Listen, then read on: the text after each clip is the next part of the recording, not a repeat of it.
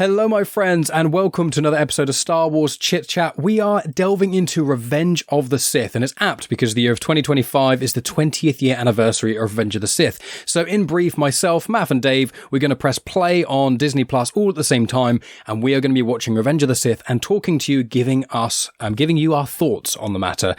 So again, this is going to be commentary. We're going to keep it entertaining where we can, but if there's a few moments of silence, that's because the whole intention is for yourselves to watch this at the same time. We will give you a prompt as to when to click play so you know exactly when it is and when to line it up and things like that.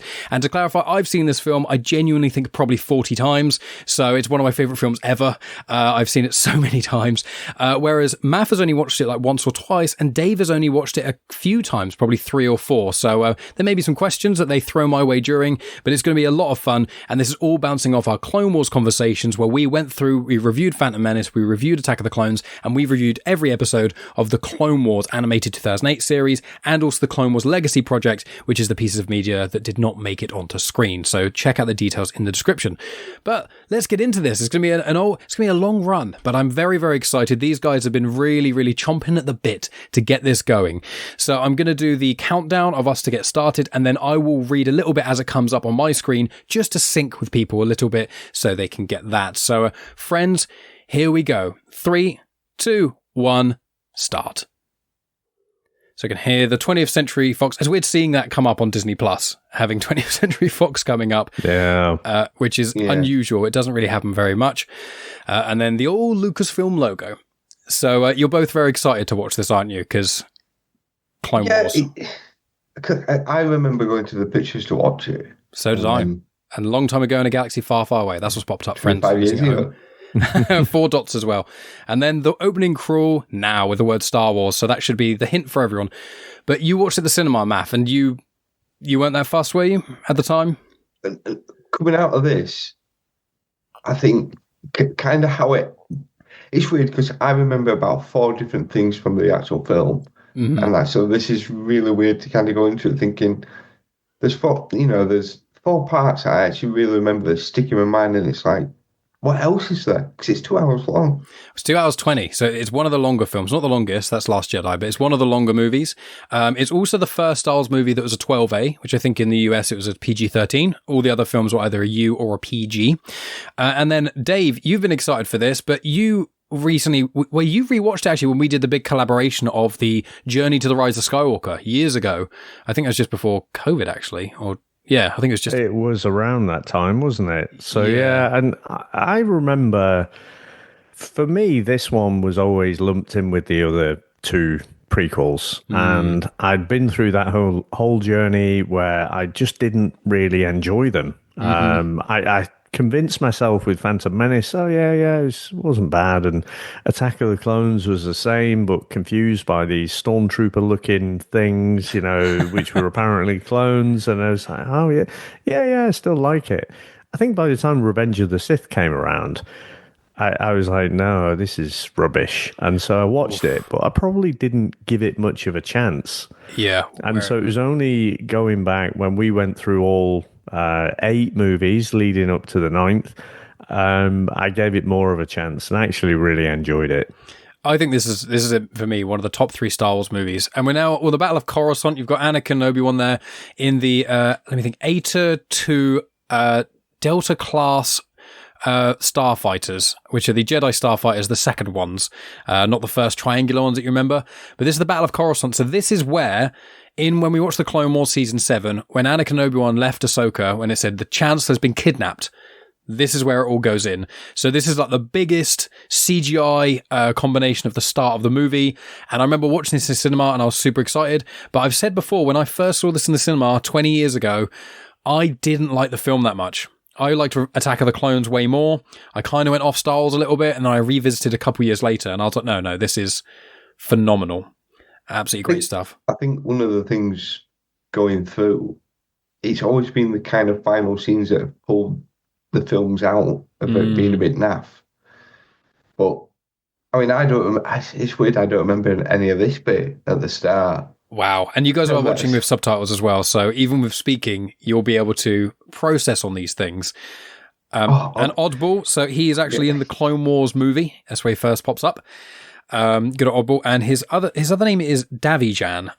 So he is also in the season 5 episode, The Jedi Who Knew Too Much, which is the second of the 4-episode arc with Ahsoka. And so Oddball does appear in the Clone Wars twice. And I remember this scene so well. And there's so many memes in this. This is where the fun begins. It's like so iconic. But like with the CGI here, are you guys a big fan of space battles? Like in Star Wars or otherwise? Seeing this, I think it does help because sometimes, like I think you've said before, when you're reading it, you can't always kind of visualize how it's going to be. I mean, the CGI is quite decent on this, and so you do. I mean, I do feel a little bit motion kind of. I'm with Anakin. I'd rather be with Obi-Wan because at least I'm going to land and not crash. Well. You clearly don't remember much of this film then, because Anakin is not only by far the more superior flyer. Pilot, pilot, of course, yeah, that's the right word. But he can't land. That is true. He often can't. But it was showing like at the start of this that Anakin really is like he wants to save the clones. He wants to go back and save them because he's made that connection with them. And Oddball's been with them for like 3 years since the start of the Clone Wars. So he wants to go off and save them. He doesn't, clearly, because we just watched them all die. And then I love this bit because you get to see Anakin uses like more fancy stuff to avoid the buzz droids and the missiles, whereas Obi-Wan's not quite as good at that. What about you, Dave? What were you thinking what you remember about this, or any kind of comments of this CGI stuff?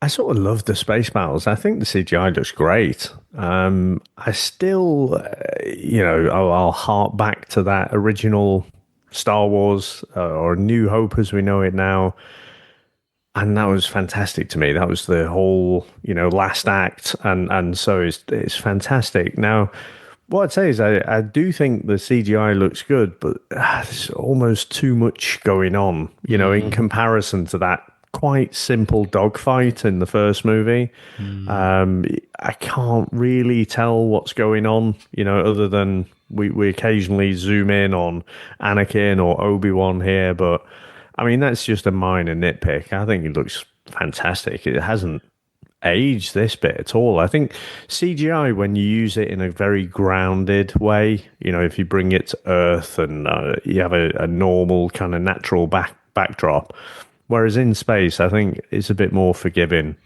Yeah, I think when it's connecting to other parts, it's like when George went back and edited the original trilogy and he just added in like dewbacks and things like that in Tatooine, and they just look so out of place on a natural landscape. But this was all, well, not even green screen, this was blue screen.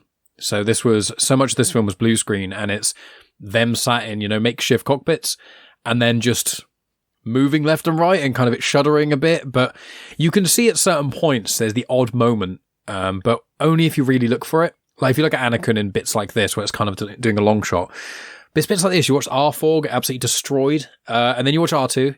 He can R2. Yeah, he can handle himself. But the buzz droids, they look awful as well. Like as in they look what is nice fearsome. Is seeing Coruscant in the background, and it's not something I think I've appreciated probably about that because it was just a planet. Whereas now understanding the Clone Wars and all the other bits of Star Wars that I've seeing that in the background now, it's like, it means a little bit more. Mm-hmm. Especially because it's not in the original trilogy. It's not even in the sequel trilogy. It's only really in the prequels and then a lot of books and stuff like that. But there's also this bit, I think I mentioned it in the Clone Wars Legacy, the episodes which were unreleased when it was just Obi-Wan, Anakin, the Crystal Crisis. This scene is replicated in that, where they both jump out their ships. Yeah. Mm-hmm. There's a lot of harking back. I think after we do this commentary, Maff's going to have to go back and watch it all again. But I think we said that we'll separately watch the 20th anniversary in the cinema. It's a cinema job, that one, though, isn't it? Yeah, that'll be. I've got the weekend booked. I've got it in my calendar, but they're still not taking bookings yet. So we'll see if there's any cinemas near me. Me and Alex are going to be going along to watch it because Alex thinks he's seen. I'm sure I've watched this with Alex before, but we're not entirely sure. But it would have been on a DVD somewhere. Yeah. So I was saying it's coming out for 25 years anniversary, and it's like, all right. I said, we'll go watch it together. So it'd be good to see it in the big screen again. Yeah, and it's also in the start of this scene, when you watch them jump out, like it's showing how much they've grown since the last, since Attack of the Clones, really. Where it's like they're so used to defeating droids now, it's not even fearsome. They just come out and wipe them out. And the iconic introduction of Grievous, which had some very mixed. He had some very mixed reviews in this film because he's an original character for Revenge of the Sith, and obviously when we see him in the Clone Wars, there's a lot more weight to him. There's that first episode in the season 1, The Lair of Grievous, which is one of the best episodes standalone in the whole of the Clone Wars, as in season 1. And I think this bit is more of a harken back to Phantom Menace. But instead of using force speed of Qui-Gon and Obi-Wan, which never gets ever mentioned or used ever again, they just deflect the blasters and step back. Roger. I love the Roger stuff. Yeah, like whenever Megan and I see them say Roger, we love it. I mean, I remember this bit with R2. Obviously, you remember this, Maff, but this bit with R2 is it goes back and forth. But he's a badass in this film. He's probably a bit overpowered in a lot of ways because there's questions like, what happened to his jet boosters? Where did they go? And then there's like one line in a book somewhere that vaguely mentions it. And then elevator 31174. I think that's a 31174 number that comes up a lot. Midget behind you, guy. There's a lot of Easter eggs and a lot of things like that, which only super nerds know about. But so I don't think I've watched this since I watched Clone Wars the first time, though. So watching this, having all of the backstory, after I finished Clone Wars, in my memory, it definitely made this movie better and all the prequels better. But I think this is the first time since I've watched the Clone Wars or Rebels. Yeah, and it gives a lot more weight of like how well Obi-Wan and Anakin just work together. And again, Brotherhood's a really good book to check out to really see from when we saw them in Attack of the Clones, when, the first time we saw them together, Obi-Wan was berating Anakin constantly, and Anakin was trying to show himself to be more adult than he was, and things like that, and their dynamic is very sort of confrontational. There's a lot of friction there.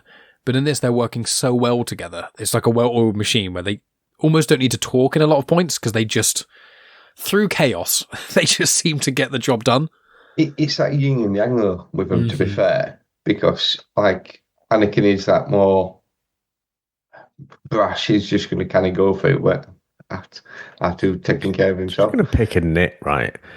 Literally, Anakin dropped down behind Obi-Wan, and Obi-Wan fired up his lightsaber as if he had no idea, but wouldn't he have been able to sense him in the Force? It just seemed very weird. The Force sensing stuff is always... Who else is it going to be, though, as well? Yeah, exactly. Who's lands like that. Because all droids, they made a clanking noise. So it is a bit, it almost feels like someone overthought it, in a way. Yeah. But also, speaking of the yin and yang, is that Anakin's wearing black. So... that's it's very Vader-like, isn't it? Yeah, there's a hint of what's to come. Yeah. But pay attention with this scene towards the end of the Dooku fight. Very specific dialogue that I want you to pay attention to that Palpatine says to Anakin, because it does come back with the Mace Windu confrontation. I love this scene so much. I love basically every scene in this film I absolutely adore, and I can almost say every word to it.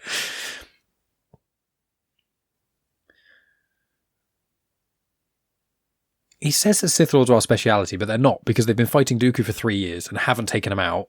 The only Sith Lord he's ever taken out is Darth Maul. So it's like, they're our speciality. Are they? Because there's only really 2 or 3 of them that you've really come into contact with. But again, they're fighting much more in sync. Dooku being a badass, though. Yes. Yeah. And his speciality is 2 people at once. Obviously, Sir Christopher Lee being awesome. And that line, my power's doubled twice since last time we fought, which is obviously insinuating Attack of the Clones. But actually, if you watch the Clone Wars, it was only like a few months ago. I feel like it might have been season 6. I'm not entirely sure on the timeline there. But them fighting in this bit is so much more together than it was when we saw an Attack of the Clones. Anakin rushing in, and then Obi-Wan, then Anakin, then Obi-Wan, then Anakin. And in this, it's a bit more even. But Obi-Wan gets taken out like immediately. I think that's the thing with Obi-Wan. Like, it's always the case. That undertaking his leg off there. Yeah. he's that defensive fighter. Yeah, Sarisu. So it's hard for him to kind of win. But well, it's when it's him and Anakin together, fighting together. That's his problem. They work really well because you've got the aggression of Anakin and Obi-Wan's like defended him like the tank. Yeah, if they were taking it in turns a bit more at this point, it would be better. But Dooku's a specialist at fighting two people at once. Anakin's a lot more aggressive, but that's why Obi-Wan, can beat Anakin. But Andy, and listen to the lightsaber noises at this bit, and Palpatine specific and what Anakin says here. Do it. Now, what Anakin says.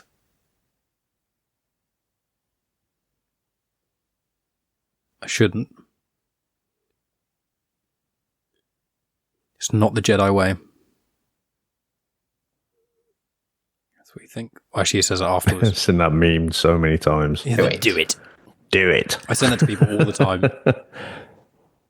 Be staring and, it's so brilliant. And it's also, Dooku says to him, use your anger, Use your anger to fight me. So Anakin does. He taps into the anger and he absolutely decimates him.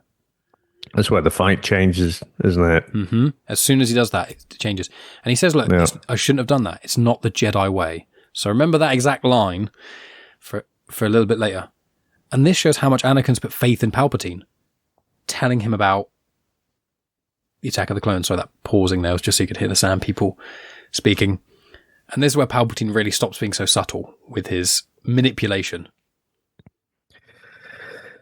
He's approaching the final stretch, though, isn't he, Palps? Just with everything, he's not being as careful, not being as much in the shadows. Mm-hmm. But his fate would be the same as ours. That's a key. See, Lucas has some really good ideas. He just doesn't always execute them well. But there's certain dialogue choices. His fate will be the same as ours. Where in this film, for when he says ours, less so Palpatine, but like Anakin and Obi-Wan share a lot here. Anakin basically, in a lot of ways, dies in this film. There's a nice Wilhelm scream there. And it's just, this bit is like him saving his butt for the, was it 17th time, I think he says later on. And it's like, no, that business on Cato Nemoida, that doesn't count. That's in the Brotherhood book. The thing is, I suppose Palpatine at this point is kind of like, throw all his eggs in one basket. Yep. Anakin's the guy. His thought there was probably, we can get rid of Obi-Wan as well. Mm-hmm. And unfortunately, Anakin's gone off script to what he kind of wanted. Yeah, well, that's it. But Anakin's still kind of fighting between where he is, whether he's light or dark, I guess. At this point, it's more like he taps into the dark when he starts to struggle. He takes the easy way out, which is what we found in those episodes of the Clone Wars, the unfinished ones, Crystal Crisis and stuff, specifically where they needed to incapacitate the Magna droids, the Magna Guards, and Anakin just like, I can't be bothered with this, just destroy it and hoping that Obi-Wan, saves one of them so they can extract the information about their giant kyber crystal. So it shows he doesn't have any patience. He'll just take the easy way out, which is really what Vader does all the time. He just goes in there and kills loads of people. But because he does that, because with that droid, it's like, oh, I'll kill mine because Obi-Wan won't do it to us, so I can just quickly deal with this and then hopefully Obi-Wan sorted it all out. Mm-hmm. But I'm just thinking, go ahead, Dave. Oh, sorry. I'm trying to remember. Did Dooku know that Palps was kind of caught in Anakin? I think lightly, but not as much. I think in that moment when you saw Sir Christopher Lee looking over with that shock, he looked surprised, didn't he? He was like, "Wait, this was the end game. This was the problem here." Go ahead, Maff. I remember this, you see, further down the line. I thought this was further into the film, not right at the start where Dooku loses his head and that. So, no, I mean, we're not completely. Yeah, I can't remember where we're going now. No, we're not even 20 minutes in. Dooku's dead, already done.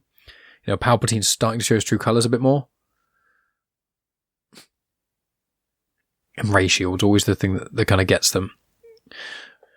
But there's also that bit where, you had R2 sticking his little visor thing out again, throwback to sort of Return of the Jedi, Empire Strikes Back, when he falls in Dagobah. But like parts of this are like, what of Palpatine's plan was this? Like I assume the Dooku thing was almost certainly part of the plan, trying to get Anakin to kill Dooku. But then falling down the elevator shaft, he was like, well, I'm more powerful than both of these, but I can't do anything about it. If they drop me, he's going to have to figure out a very clever way to not die. But I don't know if Grievous differentiated and knew Sidious and Palpatine being different. I think Grievous genuinely thought Chancellor Palpatine and Darth Sidious were two different people. Yeah, because he normally deals with Dooku. Mm-hmm. So exactly. I suppose Palpatine, again, it's that puppet master in the background, Sidious is. And Palpatine is just like a front man of, he's a powerful one. So he's not aware that's what's really going on. Sassy Obi-Wan coming out there. I also think Grievous looks incredible. Like visually, like obviously it's CGI, but the marble almost effect of his armor kind of stuff, it looks so good.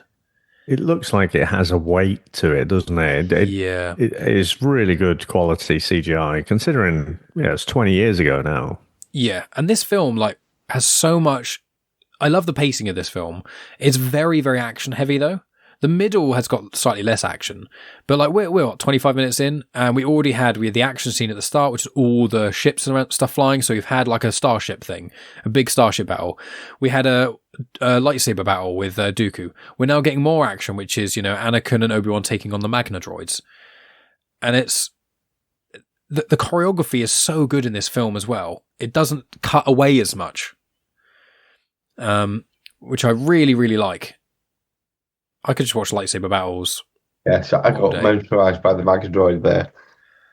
And then just the sound design as well. It's just so around you. It just obviously I'm listening on the earphones as well. It just the lightsaber battles just sound amazing. Yeah, the hum of it all. And again, this is Grievous showing that he's just a coward. Basically, he just always runs. Yeah, if he knows full well if he's outnumbered, and that he's got an escape plan. Yeah, 100%. And this is, again, this is the top of the Battle of Coruscant. So shortly after this scene, this is when Ahsoka talks to Obi-Wan in season 7 of the Clone Wars, and she's like, "What's going on with Anakin?" And he's like, "He killed Dooku." And in this moment, you don't really see the weight of it, but it's like it's pretty. He cut his hands off and then his head, but Obi-Wan doesn't really know about that. He may know about it eventually, but what did Anakin tell him? Palpatine almost certainly wouldn't. It's probably been discussed the fact that it was, him or Dooku, so he's had to take Dooku out. Not the fact that he struck him down unarmed. Yeah. Bit of red tape. And this is the bit which is another crashing, but this is the bit where it's the only bit of the CGI which I can't unnotice that gets a bit janky. And watch the cockpit, the bridge rather, for when they eventually land. There's a bit where you see the 3D models of them move forward and back, and it's just a bit. But I'd love to know what was Palpatine thinking at this point. Thinking, have I done all this as an end game, and am I going to die here? Crashing it like in his face. Yeah, like that look of is that acting, or is Palpatine actually scared for his life? Can't he see into the future as well? It can be cloudy, but I imagine he's probably foreseen past this point, so he knows he's not going to die. I think him and Yoda, if I understand it, have a very similar perception of the future. They maybe have a vision of this, a vision of that, but it's not. The future's always in motion. It's not like a cemented 100%. And I imagine they didn't see this. It was probably more so, I foresaw Anakin killing Dooku, and that was the thing that was one of the final straws of leading him to me. So I wonder if it was more, we need to get him in a situation where he has to kill Dooku. And I don't know if Palpatine at this point was sensing the whole Maul thing going on, and Maul trying to pull them away. I don't know if that was intentional. But yeah, crashing into this. And I wonder in a moment, he hits a tower and I'm like, wonder if there were people in there? Wonder if they died? The collateral damage in there. All the contractors. Yeah. This one here, the boom. the clones that they just replace them, don't they? So if it was just clones, here we go. Look at the bridge. Watch them fall forward. It's the only little bit of CGI. Like, there you go. I've seen this from so many times. Another happy landing. I didn't spot anything wrong with that. It's not wrong. It's the hair. It's the Anakin one. He looks a bit like an old wrestler. Right. And in this scene, somewhere, bottom right, you can see the Millennium Falcon. Just for a split second. Or at least a Corellian freighter that's almost identical to that. And all those characters there. Maz Almeida, Bail Organa. You've got the Gran, whose name escapes me. Good old Jar Jar's there as well. Yeah, so many people. Dave's favourite. What a knob.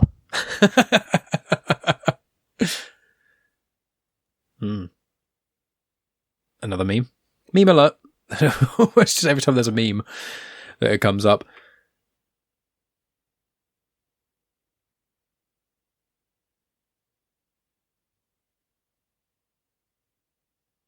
It's just, when I see these scenes, it's just like one of the last times that they have fun together. There you go. Saving your skin for the 10th time. 9th time. Yeah, Business on Case and Audio. Read Brotherhood, friends, if you want to. Well, there's the Legends book, which I believe is Labyrinth of Evil, and that does the Legends explanation of what happened to Cato and Nemoidia, but the canon explanation is from Mike Chen's book, Brotherhood.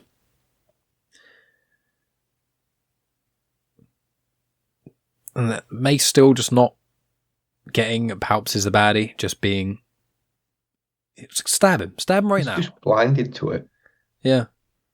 They got Maz Almeida there in the background, who in the Clone Wars is not really much of a character, the Twi'lek, but as we eventually go into the Bad Batch, he becomes much more of an important figure, because he's with the liberation of Ryloth, with Cham Syndulla, Hera's dad and stuff that we saw in end of season 1. That's unusual to see the female droids. What, as in the female? Well, there was C-3PO, there's a white one, and there were 2 female droids walking alongside as well.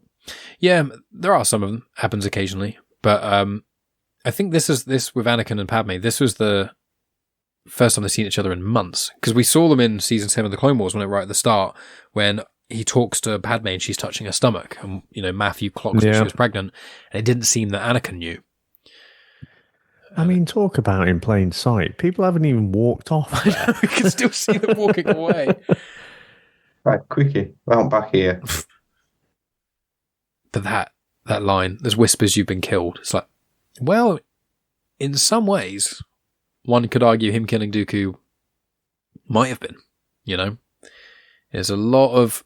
sometimes I'm doing a Tony and I'm looking too far into things, but there is a lot of dialogue here, which I think Lucas did legitimately think about, quite a bit.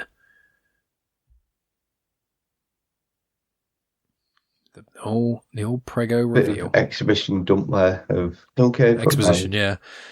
It just and also I think I said it when we did the last recording about Shark T, and I did some research on that. So I couldn't remember if Shark T was killed by Grievous or if she gets killed by Anakin. And I think the canon answer is she does eventually get killed by Anakin off screen. But we'll watch the 2003 Clone Wars 2D series at some point, which gives the Legends kind of explanation. And it, to some degree, kind of shows how Grievous captured Palpatine, which is interesting. And the general broad strokes of it show how it sort of happened. But they've just still not in canon really fully explained it. I think there's a couple of source books that loosely reference it. But there's just certain things which were explained in Legends that they've just never really gone back to in canon. But again, they're in plain sight there. Pretty clear what they're... His response to finding out that she's pregnant was a bit like, oh, oops. He smiles. It took a moment for him to process it, didn't it? Yeah, exactly. And do you guys recognise this place? Yeah. Oh, this is... Utapau. That's it, Utapau, yeah. This was the missing episode, wasn't it? Yep. Crystal Crisis. Right, okay. This is where they were. Else. No, it's the Crystal Crisis on Utapau. Again, those unfinished episodes connect so much to the Revenge of the Sith. It's insane. There's Wat Tambor in the background. along with, I think, is it San Hill, who's one of the members of the banking clan, who make up the members of the Confederacy of Independent Star Systems. But yeah, this is the scene where I think that Grievous shows he didn't know Palpatine is a different person to Sidious, even though they have the same chin. Well, he changes his voice a bit, so it's easily, missed that. Yeah. The end of the war is near. Palpatine's in his end game.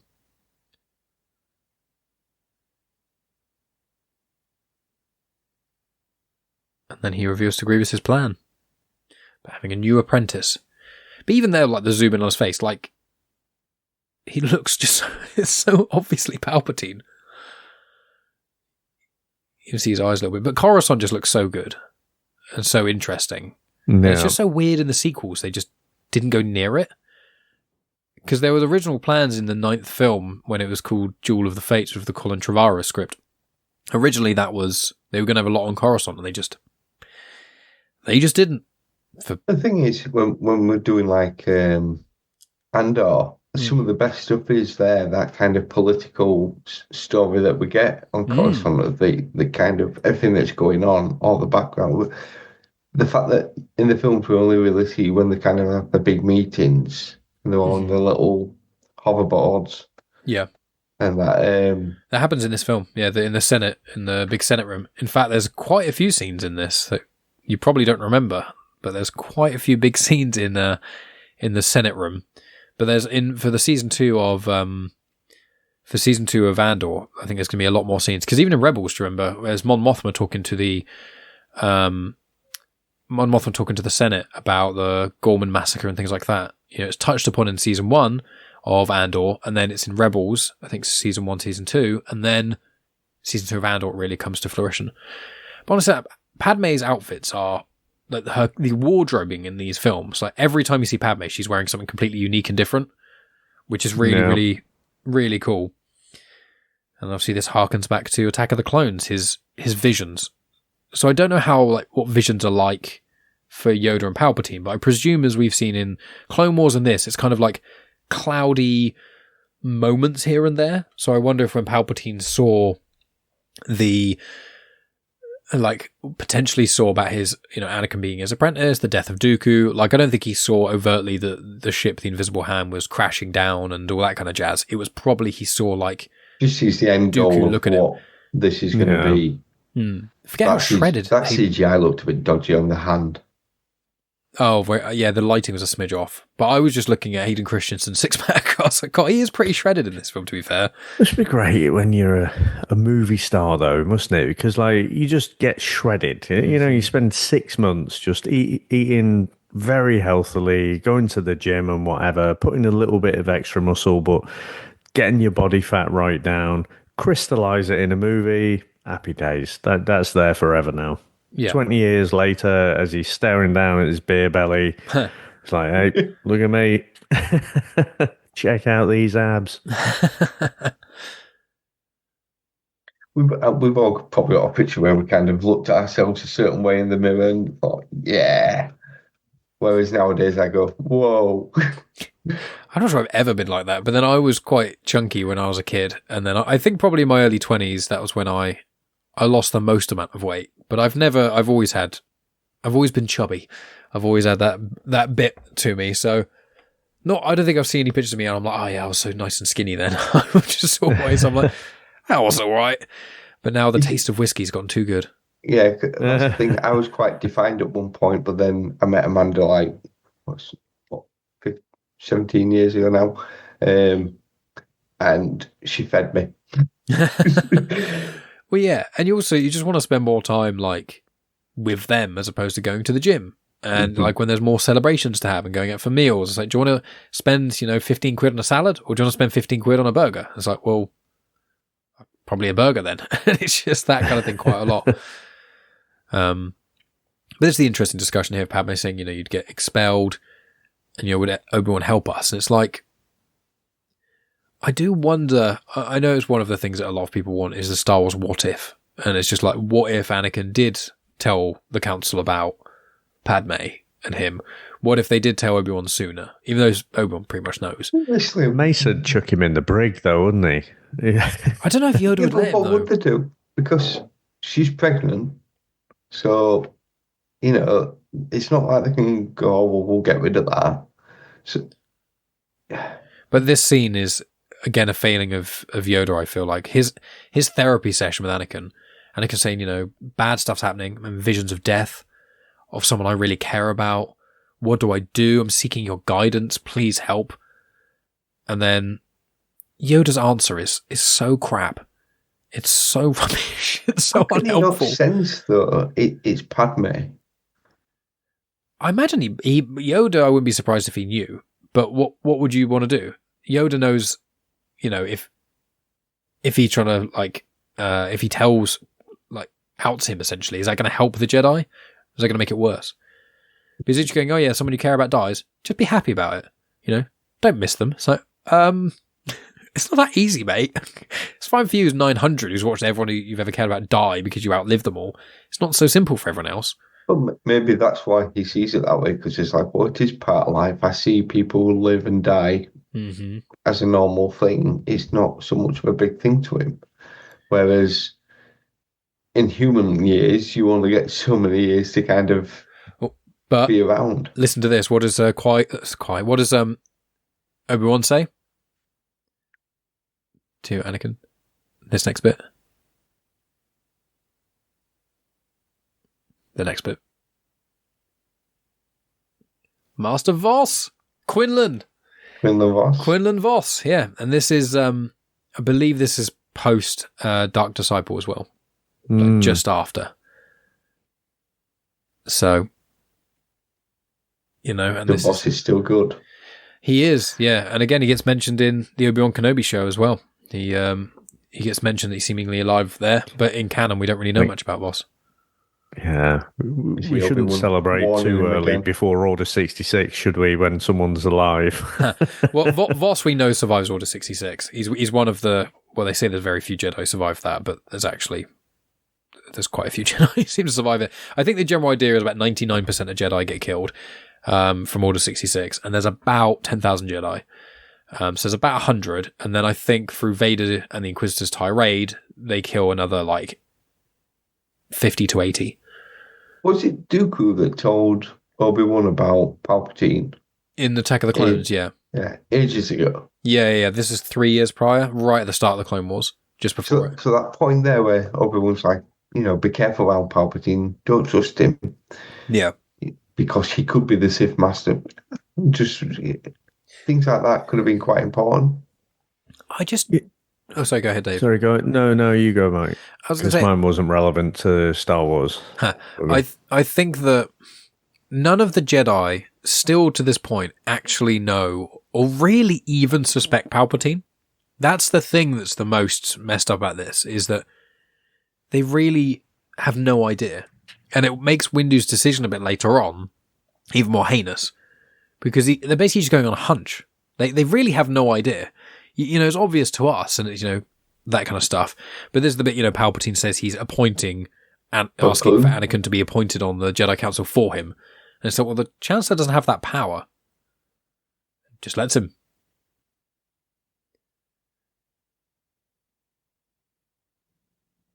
Wanker.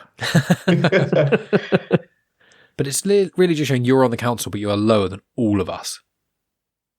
You're worse than every single one of us. So is he higher?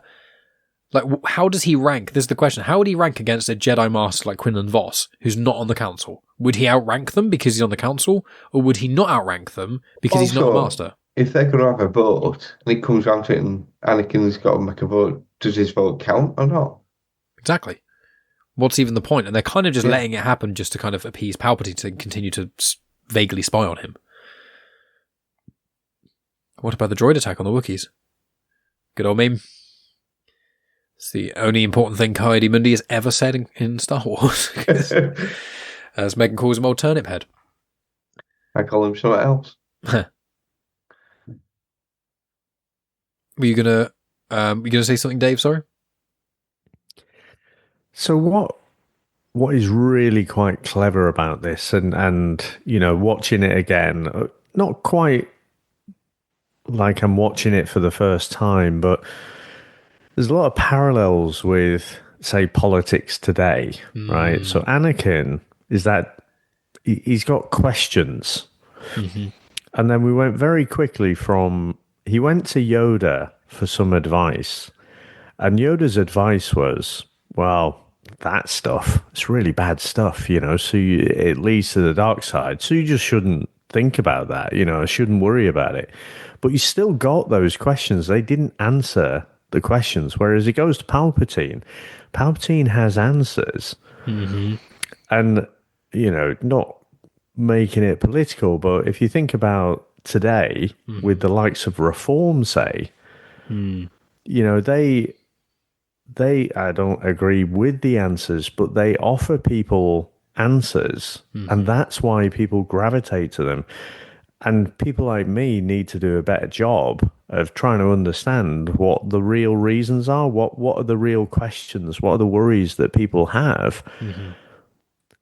And because no one else is giving answers, you know what I mean? So that's really interesting, the way that was cut, where he had the conversation with Yoda, no answers, goes to Palpatine, some answers. It's that thing that Anakin has never had a father figure. I know Obi-Wan's mentored him, but he was, like I say, he's a brother. Palpatine kind of sees that and goes, do you know what? He needs an arm around him. He needs a bit of a father figure. There's so many on the council who could have done that, but because they're so emotionally absorbed of that, they can't give him that. So Palpatine feeds into that, and it's like, don't worry, Anakin. I'll look after you. Yeah, and that's what he wants. Exactly. And this conversation here is important really as well, where it's just Mace Windu overtly says he doesn't train him. Sorry, Dave. Yeah, no. But Obi-Wan is working with him as a peer as well, isn't he? So he's got a bit of advice, but not that much. So he's kind of, again, just, no, the Jedi Order says this. Mm-hmm. So Anakin, like I say, he's still left with the same questions. And then when someone has, a certain, okay, this is what it should be, then you can see why Anakin is drawn towards that. Well, that's it. And he says, why are you asking me to do this? What about this? What about this? And Obi-Wan's like, it's not going to be on the records. We're not going to record the fact that we're asking you to spy on the Chancellor. We only let you on the council because you're friends with Palpatine and want you to spy on him. Good old Tarful there, the Wookiee. And there's all these things which is literally going, and he says, like, this goes against the Jedi Code. It's going against a mentor. It's going against a friend. And like, why are you asking me to do this, Obi-Wan? He's like, I'm not. The council is. And again, Anakin doesn't trust the council. It's a non-answer. Yeah, because Obi-Wan has no power. Like, because Obi-Wan doesn't want Ahsoka to be killed with the execution, but he gets outvoted. He doesn't want Anakin to spy on Palpatine, but he gets outvoted. What can Obi-Wan do? Does he go against the system that's held him and given him purpose for this entire time, or does he support his brash friend? Well, that's that's why Obi-Wan goes into exile. He's so built up into the system that he has to trust in it because that's all he's ever known.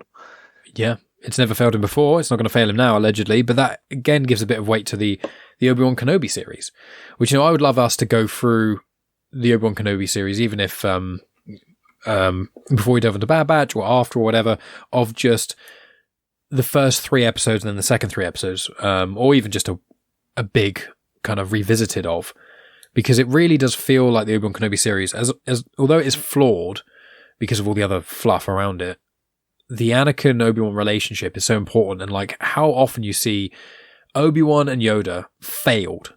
And they both feel it. That's why, Yoda goes to Dagobah in exile. That's why Obi-Wan essentially goes into exile and is lost for the first 10 years after the war.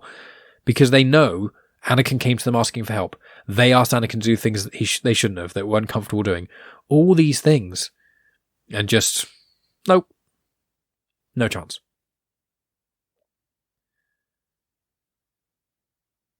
Female droid. Is that what you were looking at? You weren't looking at the Twi'lek.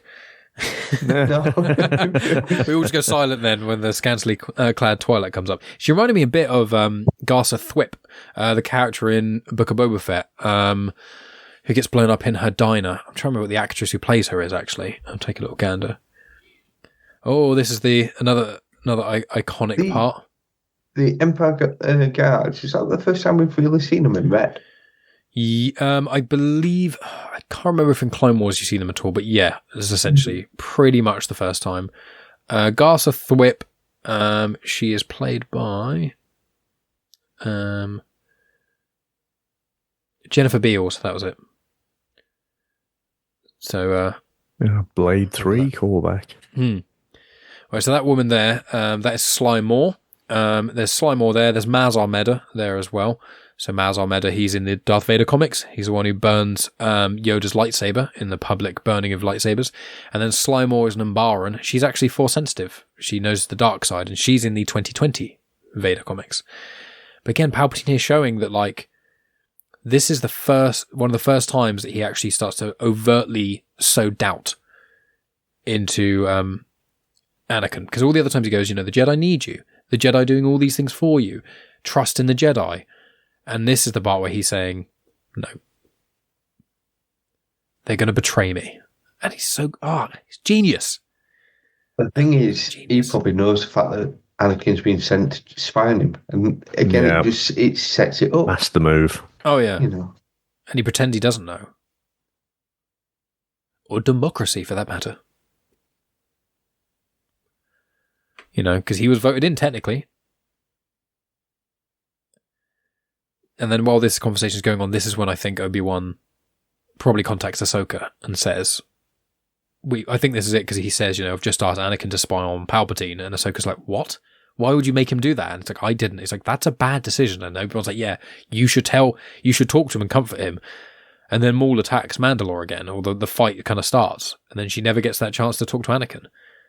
And the only person who's talking to him, Palpatine. Yeah, and he even quotes the Jedi Order at him. He literally says, remember your early teachings.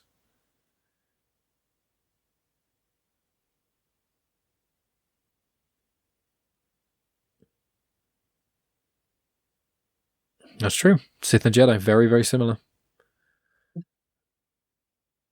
And it shows after the Clone Wars, that is, the Jedi become quite Sith-like in a lot of ways. They don't want to lose control. Yeah. There's a thing that Mace Windu says a little bit later on, which is literally about after overthrowing the Chancellor, what will they do?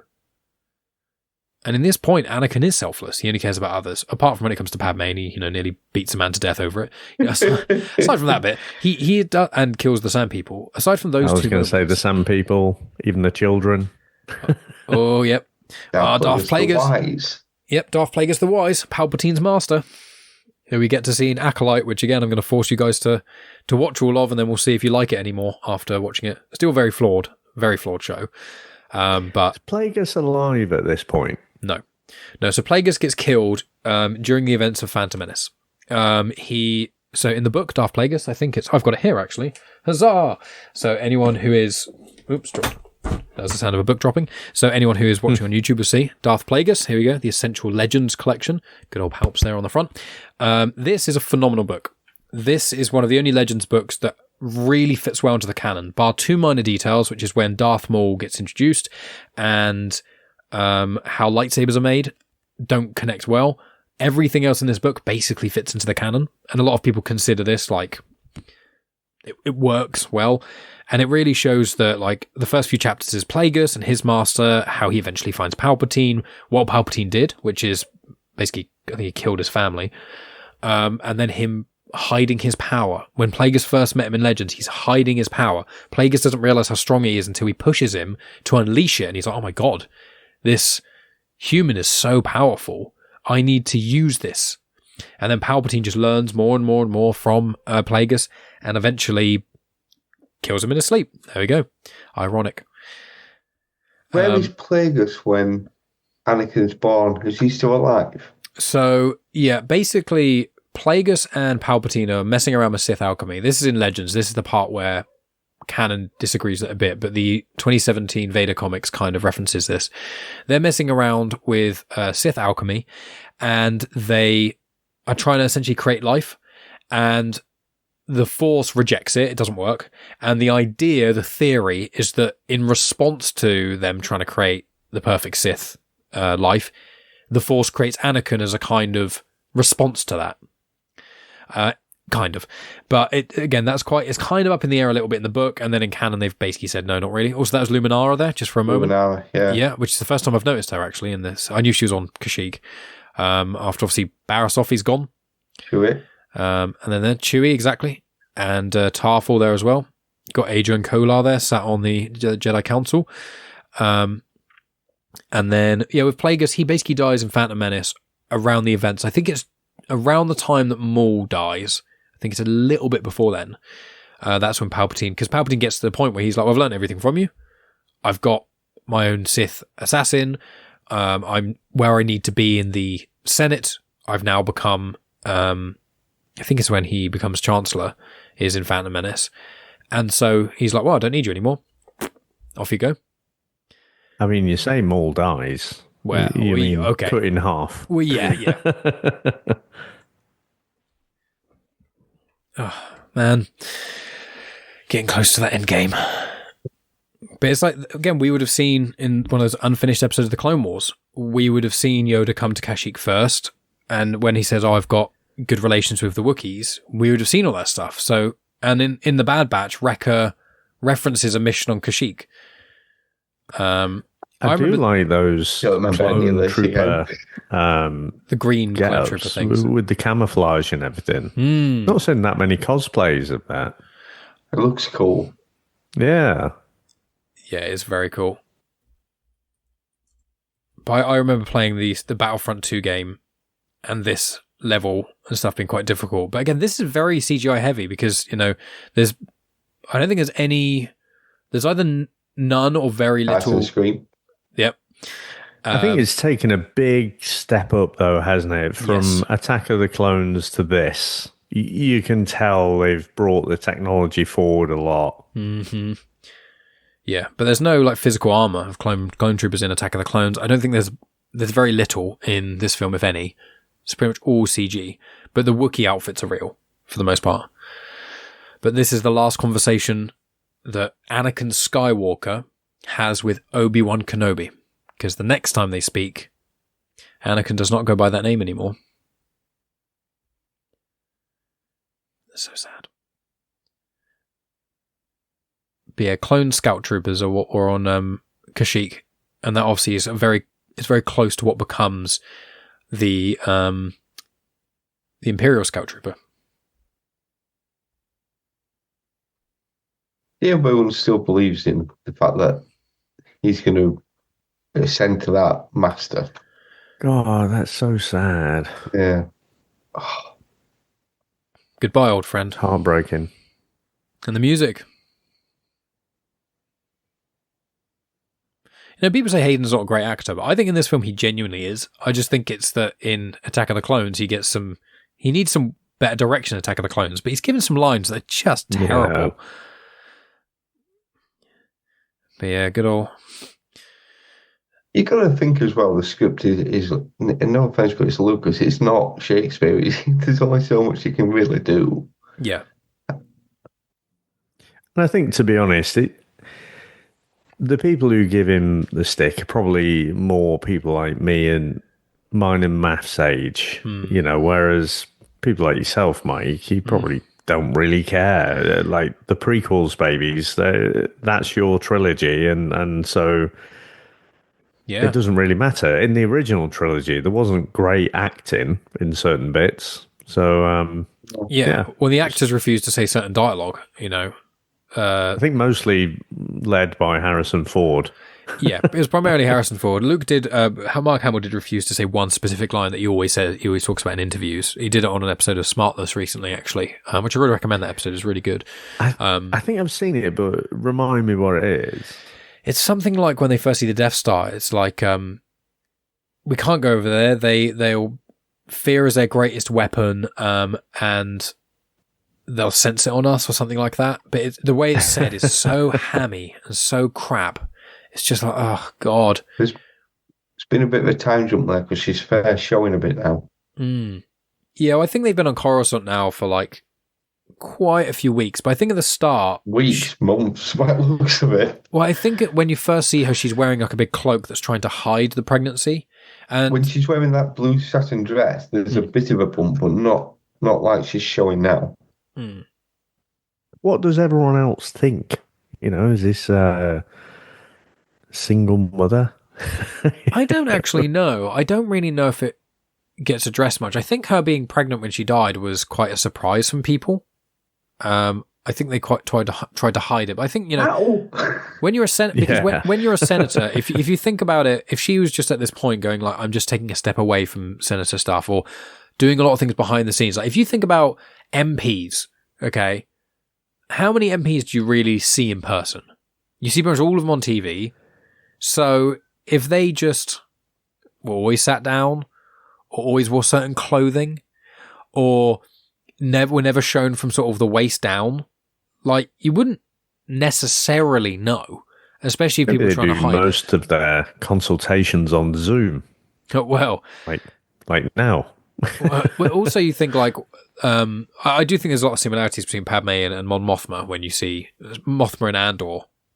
She was a mentor to her, and Padme were obviously good friends, and then Mon Mothma was a mentor to Leia in a lot of ways. But I think it would be easier to hide than people probably think, because also she was in Coruscant. Like people didn't know her that well, in a sense of like spend a huge amount of time with her. She had like handmaidens who knew the secret and didn't tell anyone. I think Bail Organa knew, who wouldn't tell anyone. And if she's on those this pods guy was and stuff, in the hidden episode, wasn't he? Yes, he was. Or his species looked were a bit shitter. Well, yeah, in the unfinished episodes. So there's two things. That those weird eye things are the Utai, and the tall black guys are the Powans. So you put them together, Uta, Pow. Uta, which is the name of the planet. Is that what a Grand Inquisitor is? Grand Inquisitor is, yeah. Yes, which is why in the Kenobi show people get so mad about why he looks, because he doesn't look anything like this guy. Like his teeth are different, his head shape is different, the lines are less defined. But yeah, R4's got a new dome on him after it being ripped off from the Buzz droids. Oh, we're getting close. Mentioned. Yeah, well, we saw Cody a moment ago in a scene because he was just talking with... Oh yeah, with the other dodgy-looking CGI troopers around him. Well, actually, I don't think they were CGI. I think they were actually... some of them were CGI, but there's 3 people who pseudo body doubles, I think, actually, who looked a bit like Tamira Morrison. I'm interested by how that scene played out, of like how he got off his ship without the Magna droid seeing it. Here, I love this bit. Him riding Boga is the name of this creature. So the species is a Varactyl, and this Varactyl in particular is a female called Boga, and I love Boga. I don't know why, I just really like her yipping. I was just about to say that. It's like her... Obi-Wan's connection with animals is great. And there we go. There's San Hill, Wat Tambor, Poggle the Lesser. There's Newt Gunray's one of those Nemoidians there. I don't know what the other 2 are. I know one of the species was an Aqualish, which is the same species as Ponda Baba in the Cantina in New Hope. That's the guy, Dr. Cornelius, goes, he doesn't like you. With the guy he's pointing at who doesn't like him with the weird chin. That's an Aqualish. I don't like you. There you go. He's like, they're kind of arachnid species, so their eyes are very spider-like. But I mean, it's not a stealthy dinosaur type thing, is it? No, giant reptilian thing. He's stealthing around there, but... And you can hear that clearly what Grievous and everyone is saying. Yeah. Like, very clearly. There's no other noise. There's a few droids like clanking around.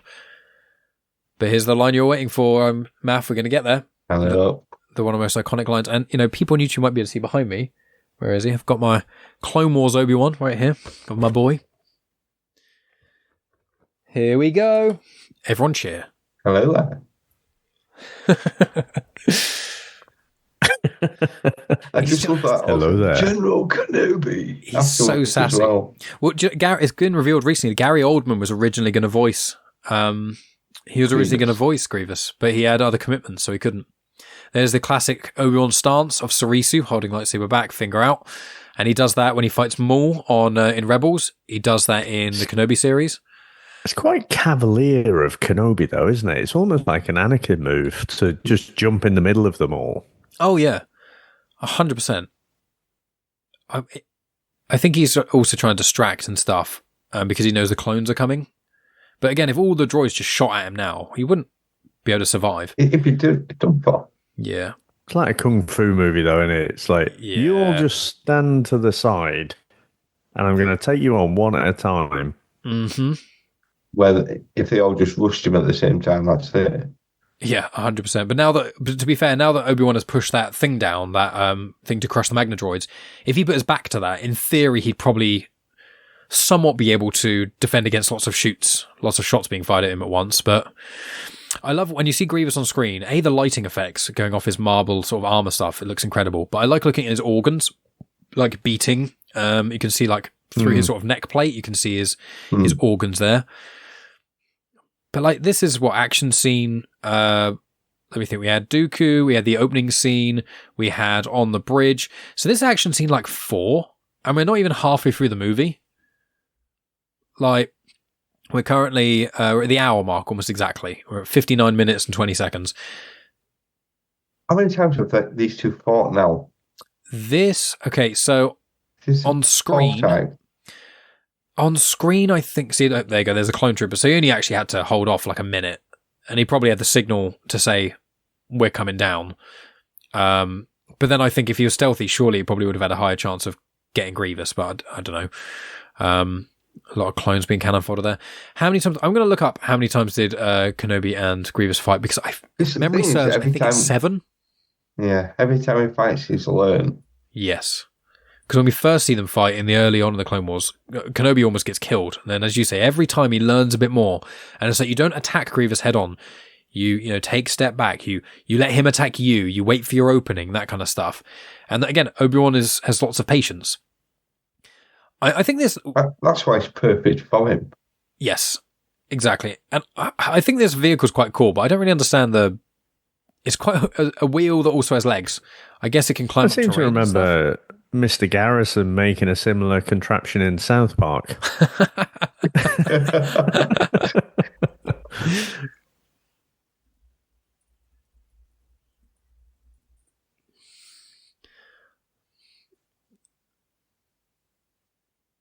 Yeah, just the amount of yipping I've heard. So 9 times Obi-Wan has fought Grievous in canon.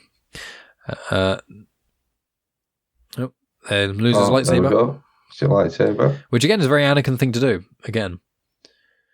So, yeah, Obi-Wan fights him in Hyperspace Stories, number 1, which is a comic thing. Then in Battle Tales. And then in Clone Wars Season 1, Clone Wars Season 2, Clone Wars Season 2, Clone Wars Season 3, Clone Wars Season 5, the Clone Wars Big Bang episode, which is one of the unfinished ones, and then Revenge of the Sith. So, yeah. Who's the blue? That's Ayla Secura. Right, this bit here, this is the conversation Ahsoka walks in on in Season 7 of the Clone Wars. When she talks to Mace, and he says, "You're citizen, so don't get to learn what we were talking about." Oh, yeah. This is very troubling, this conversation. Saying if it is saying basically we'll tell the Chancellor, if he doesn't give up his power, then we may have to remove him from office. And what would we do? Well, the Jedi would do it. The Jedi would take over. It's like... Even though they're meant to be neutral peacekeepers. Yeah, the Jedi would them saying they would overthrow the democratically appointed Chancellor of the entire galaxy, they would commit, a military coup. Basically, the police of the galaxy, in a sense, a religious police, would go in there, commit a coup, overthrow the Chancellor that everyone absolutely loves, and then control the government. That's very problematic.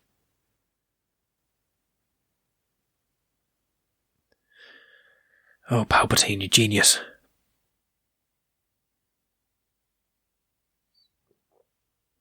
And here's the Campbell.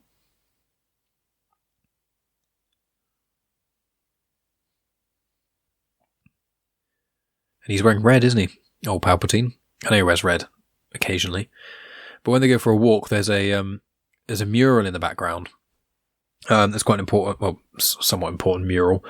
And I believe it's about the Sith, I think. I'll just take a quick look while we listen to them chatting. That mural there.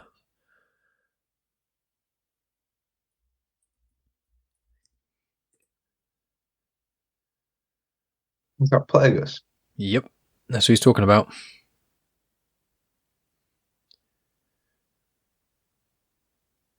I mean, like, Ian McDiarmid, he hams it up a lot in this, and he's quite campy in certain respects, but he is actually, in this, I know he's a great actor outside of Star Wars, but some people criticise him, but I think he does actually a really good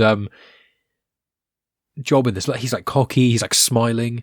But he has to flip between both confident and showing his plans, and also the feeble, weak one that they all think he is. No, 100%. There we go. Even there, I mean, look at the eyes. They're looking a bit red and yellow. The colours, kind of the lighting on him. So the bronze statues in the background, those are 4 Sages of Dwarty, which are a group of philosophers who influenced galactic war. They're also iconic figures among the Sith.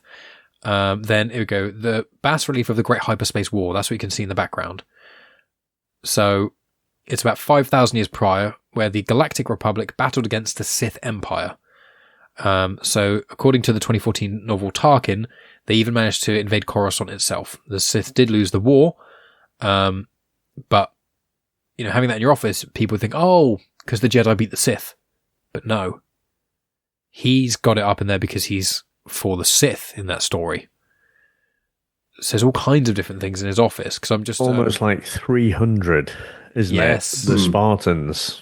Yes. They lost, but I mean, it's a glorious, heroic story for them. 100%.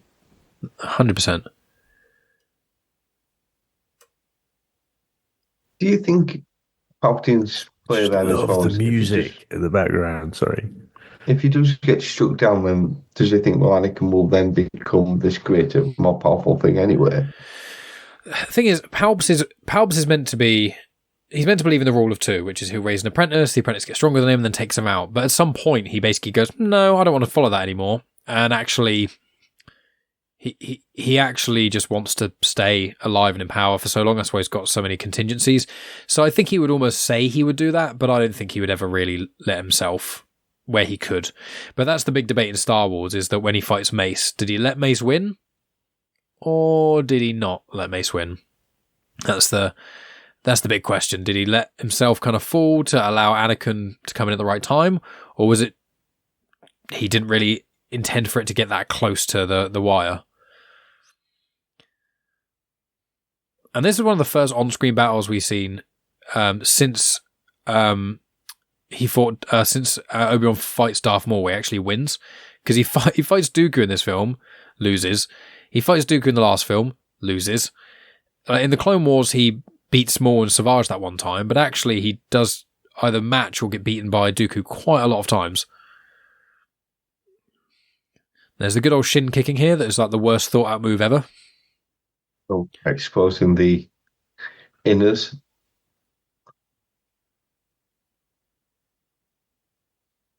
God, that kick from Grievous would really hurt. There we go. Oh. But you just think you just use the Force, you'd lift him up and just throw him, I suppose. But then I guess he would just like crawl like a spider back up. But Grievous has got the high ground in this point. Yep. Yeah. But no. And again, this bit is quite brutal as well.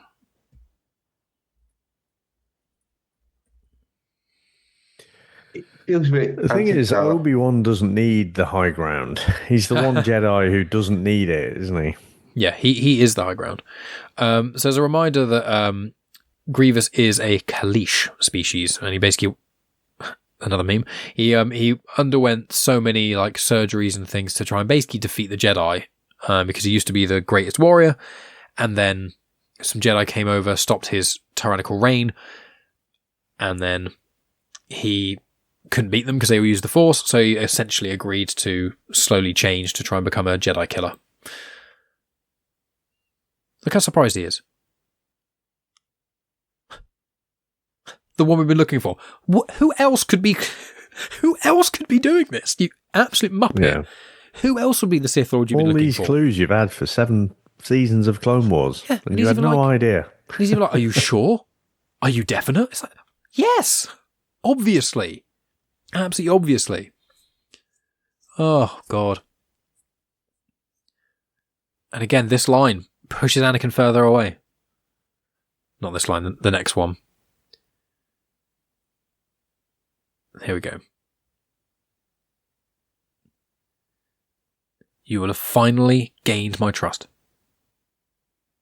You will have gained my trust. Basically saying for the last, 3 years we've been fighting the Clone Wars together. Yeah. For the last 13 years, you've been in this organisation with me. I haven't trusted you this entire time. Well, that Fisto stood for it. Yep, so you've got Kit Fisto, which is Megan's favourite sort of side character Jedi. You've also got Agen Kolar, who is a Zabrak. Kit Fisto is he's from the planet Glian Selm, and he is a Nautolan.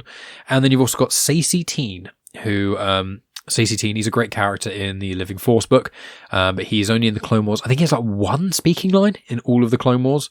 He's an Iktochi who's got the horns on either side. Now the music here is incredible. It's so harrowing. And he's there thinking like, what, do I let Mace Windu do what I want from, the guy who's never trusted me, he's been rude to me this entire time and all that kind of stuff? Or do I potentially save my wife? And I think from Padme's quarters, like she can see the Senate building all the way there in the distance. So he could, in theory, see where she is all the way in the distance, and they're looking at each other. And that harrowing vocalizing. Showing that connection that they've obviously... The thing is, I suppose it comes down to, a family. I know that the Jedi Order is everything to him, but when it comes to that in your family, which you're going to pick, he's already lost his mother through this. Yeah. No, completely. And Hayden Christensen is doing such a good job in this scene. I mean, obviously Natalie Portman's a phenomenal actress, and she's been able to act since Leon days, but and then obviously you've just got that single tear, or the music is continuing. But then in this next bit, here we go. C-3PO comes and tries to comfort Padme, and it's lovely, but obviously this is a harrowing scene. And then, so we're continuing. So I've got Anakin running and jumping in the ship right now. That's where I am on this. And so we're on part 2 of this film. And here we go. Mace Windu. And then you've got Kit Fisto there. You've got Saesee Tiin. And in the back, you've got Agen Kolar.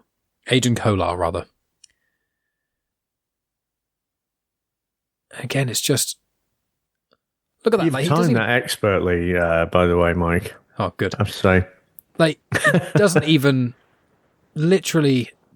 Doesn't even question him. He literally just walks up to the leader of the Galactic Republic, ignites his lightsaber, and then when Palpatine says it's treason, then he's right. You are literally committing treason. Lightsaber's out low. Here we go. Nice 720 spin there. Let's see how these Jedi Masters fare. Okay, Agen Kolar's dead. Oh, Saesee Tiin's dead. Oh, Kit Fisto's managing all right. That's good. I mean, their defense is shit, though, isn't it? Oh, yeah. You can't help but feel like they're running on reputation. Did Kit Fisto die there? Oh, yeah. Yeah. He don't really show much. He just kind of fell backwards. Oh, yeah. The way they all die is weak. But it's all focusing on this, is why. Because the choreography in this bit is actually pretty good.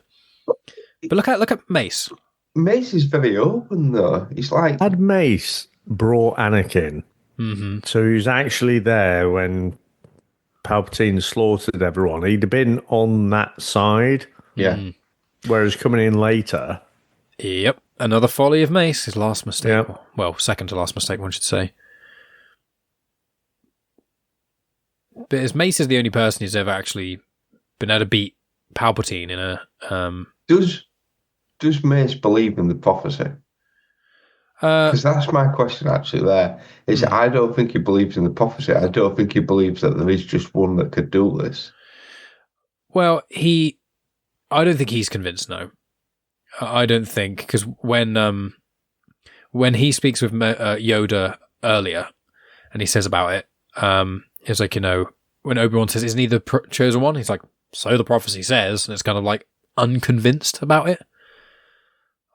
So this is the scene, the dialogue you got to remember is specifically what he says, you're under arrest, he's an unarmed civilian, this is what Anakin had earlier, and Anakin thinks of it as a mistake with Dooku.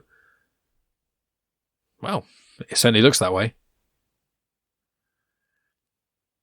And Mace is just too dogmatic. That don't make sense, though. What part? But it says the Jedi taking over, and that surely Anakin would go, well, yeah, you're the Sith Lord. Mm-hmm.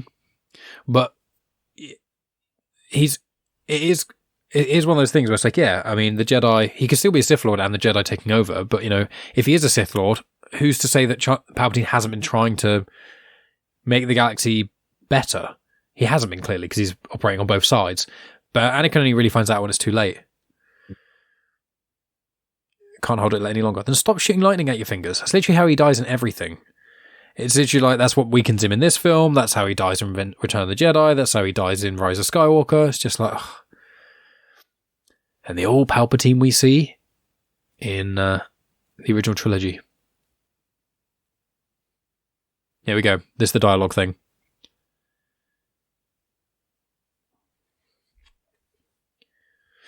Mace isn't wrong, to be fair. Baking like a weenie. It's not the Jedi way. There you go. So Mace ignores that. Mace, the one person who sticks to the Jedi, always sticks to the Jedi code. Every time I watch this, I wish he did. Oh. There we go. And this is where the film takes a turn. Yeah. That's Mace out the window. Oh, very good. Very good. And unlimited power, that's another meme, isn't it? Unlimited power. And there he goes. And Samuel Jackson's convinced he survived that. It's quite... I mean, he wasn't screaming. If you bring back Maul, anything's possible. Yeah, but then Maul is like... The argument is he used hate and the dark side to kind of keep him half alive, which the Jedi, in theory, can't do.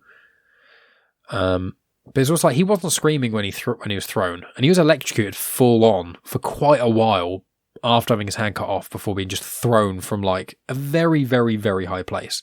Granted, Jedi survive falls like that, but if they brought him back, what would he have been doing for the 20 odd years or 23 years between this and the end of Return of the Jedi? With enough money and enough curmudgeoning, writing ability, anything's possible. Huh. I'd forgotten it was the lightning that had turned Palpatine, his face and all his, his skin to the way it looks now. Yeah, there's the theory, which is that's how, because he's, in his 60s, I think, at this point. And I think the argument is because of his dark side stuff and how much dark side he uses and the dark side corrupts, this is kind of how he would have looked, but he had been using, hiding his power so much, he'd actually almost changed his appearance, but that the lightning broke that spell in a way. And it's kind of hard. It sounds a bit off, but then when you think about what he was like when he was in Rebels, when he approaches Ezra Bridger in the finale, and he's like, is it just after the World Between Worlds bit, when he's like, oh, he's all nice Palpatine, and he's good Palpatine. Yeah, he sort of switches, doesn't he, in between nice Palpatine and Emperor. And we know because of in The Last Jedi, Luke Skywalker does the Force projection of himself, and he projects a younger version of himself to Kylo Ren. He does that when they're on Crate, and he shows who he was. Yeah, so it's like, it is possible. Oh, you're just sensing something. Mm-hmm. And again, the council didn't trust you. They literally, Mace Windu said, one of the last things he said to Anakin before going in there was, if you do this, you'll earn my trust. And then him going, look, yeah, the Jedi Council didn't trust you. That's why they didn't make you a master. That's why all these things have been hidden from you all this time. So, and the music, oh. And this was in the trailer. Is now an enemy of the Republic. And the Darth Vader sort of music playing, the sinister part of it. Just in the background. The Jedi are relentless. And he's right. Palpatine, although he's a horrible, terrible human being, a sadist and all that sort of stuff, he is correct of all these things. But no turning back for Anakin. Well, not for 23 years. And people are like, why would you kill children? It's like, well, do not hesitate, no mercy. Only then will you have the power to save Padme. Only if you don't hesitate. And it's like, I stand by that Order 66 is one of the most harrowing things in cinema. I stand by that. There's certain scenes of like one person dying, or obviously excluding scenes at the start of Saving Private Ryan that are based specifically on real life events. With this, Order 66, the religious genocide of basically the Galaxy Police.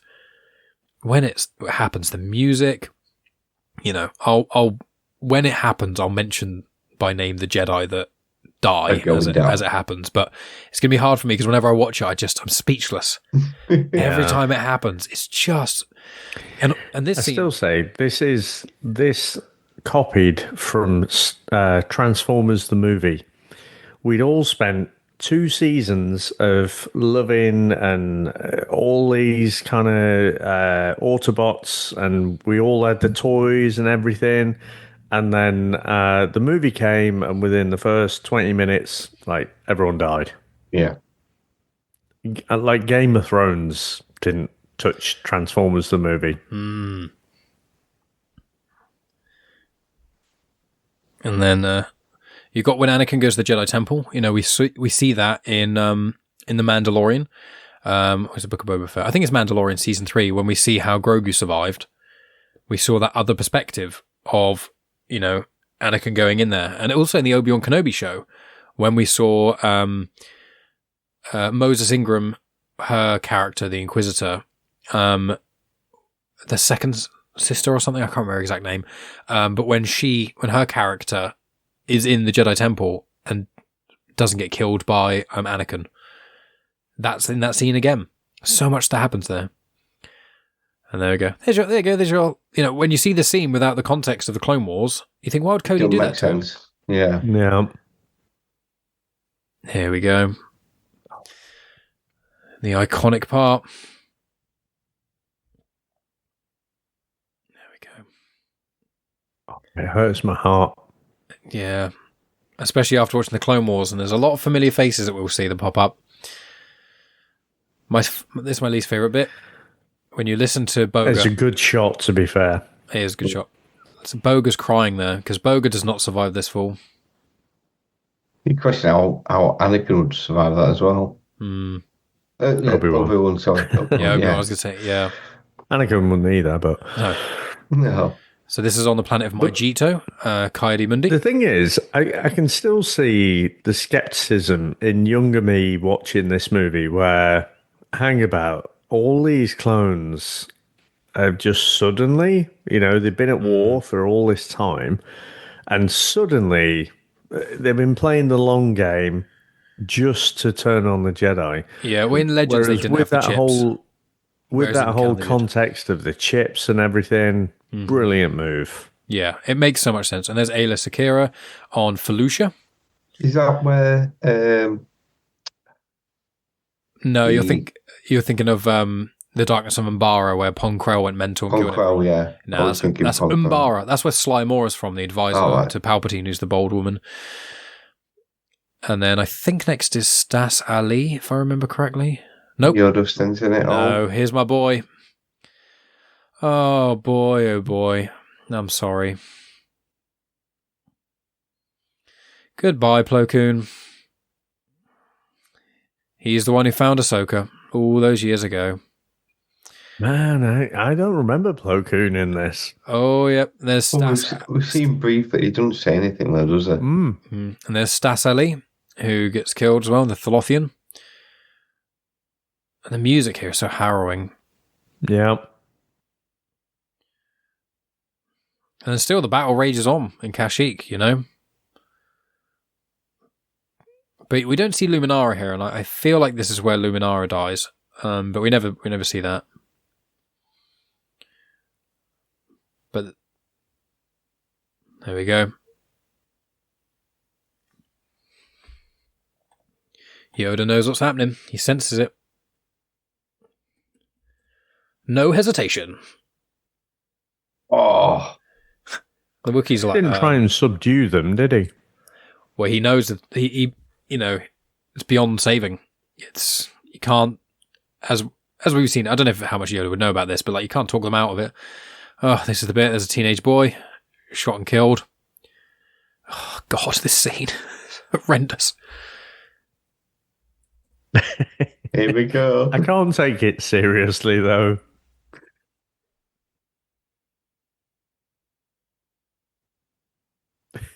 It's a step back. That little step back. Stand together. Well, yeah, they're all terrified. Like, a bunch of younglings. They're not even Padawans. These are younglings. This is like the kids that we saw in the Youngling arc. Again, Padme's got a different outfit on. Good old CP. Yeah, he's like barely in this film. He's gone to the Jedi Temple. Kill the younglings.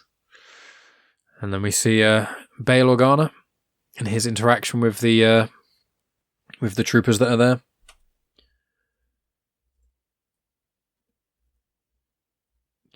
It's time for you to go.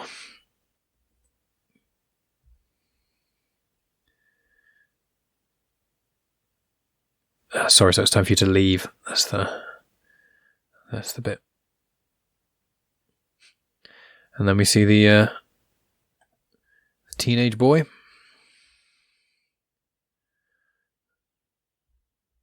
Go on, you can make it. I know. Every time I think he's going to make it. And he's like such a skilled kid as well. Yeah. But no. But why? I don't really understand. Why would they want to murder Bail Organa? They don't. It's because he was like, there's been a rebellion, time for you to go. And he says no. And the whole point is if anyone calls out and rebels against that. Yeah. It's like, okay. It's like in when we saw Rex in the Clone Wars, and he said, if you do not execute these the Jedi, then you need to be executed as well. If you do not follow Order 66, you need to be killed as well. And then that kid that was killed is Zet Jukasa is the name of that Jedi boy who Bail screamed at. Do we know him from anything else? I don't think so. I'm just taking a little gander. What a cameo, though. So you have Chewie. That boy, is he related to the librarian? Is that a different... no, you're thinking of Jocasta Nu. No, Jocasta Nu. It was close. Yeah. But the reason I mention it is because that boy is Jet Lucas, the son of George Lucas. Right. Yeah. Oh, that's why we're badass then. Yeah, what are the reasons? Dad. And then that ship there, that's the Tantive 4. Or at least it's Negus. Remember that from A New Hope, one of the first scenes you ever see? And I believe that guy next to him might be Captain Antilles, which I might be wrong there, but that's the guy who gets like choked by Vader, but like actually held on the throat. I tell you what, some of the earlier CGI looked really, really good, but there's something a bit off there. It was when he's looking around the corner. I think it's because it's almost like the line of the green screen. It just looks, I don't know, like a computer game. Yeah, there are little aspects of it. It's surprising, though, isn't it? Because Lucas, he went back and edited so much of the special editions, and he didn't touch the prequels. But then I suppose it was almost didn't have a chance because he kind of bailed. He obviously started off the Clone Wars, and then after that, kind of happened.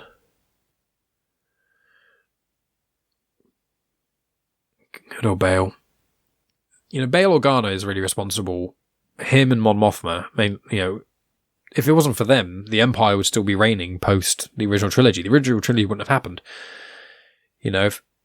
he hadn't communicated with Obi-Wan. Obi-Wan and Yoda wouldn't have survived, which we'll see in a little bit later. There's also, obviously he raises Leia, who's a part of it as well. But it's interesting that after killing children, he doesn't seemingly have the red Sith eyes. But I wonder if it's just because he maybe had them and then kind of eased, had a bit of time to breathe in a sense.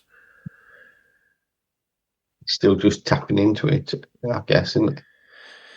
Yeah, I think after you kind of calmed down and probably thought, well, I'm going to go see Padme, so I probably shouldn't.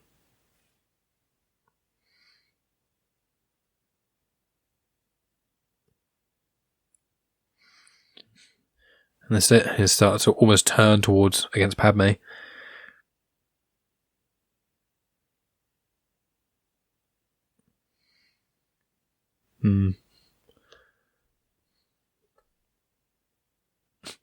We can just hope that Obi-Wan's remained loyal to the Chancellor, but his clones may have still killed him.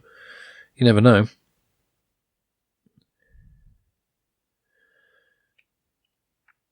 It'll all be the way it was in the original trilogy, like all the fans remember. Don't worry about it. Oh, Mustafar. So many memories. But I was just looking at the list of people killed in Order 66. There are many. It's actually over quite quick in this, isn't it? They could have had the plotting been a bit different, they could have made quite a lot more of it. But they're trying to pack so much into their story. Especially the 2.5 hour movie. The thing is as well, if you show a load of random Jedi getting killed off, people are going to, well, who's that? If they don't have the Clone Wars, they don't have so much of this information, so you're just spilling a load of stuff in there that people are like, okay, that's just another person with a lightsaber. They're just fodder, aren't they? Yeah, to a degree. You don't care about them. No, unless you've been reading like the comics, because like a lot of these Jedi were in the Legends comics that were out from 99, but, this conversation here as well. Again, I forgot that Obi-Wan and Yoda had both been on the Tantive 4, which is behind me, actually. Anyone on YouTube can see. There it is. Beautiful ship. Central part of, or side part of Revenge of the Sith, but obviously a central part of A New Hope.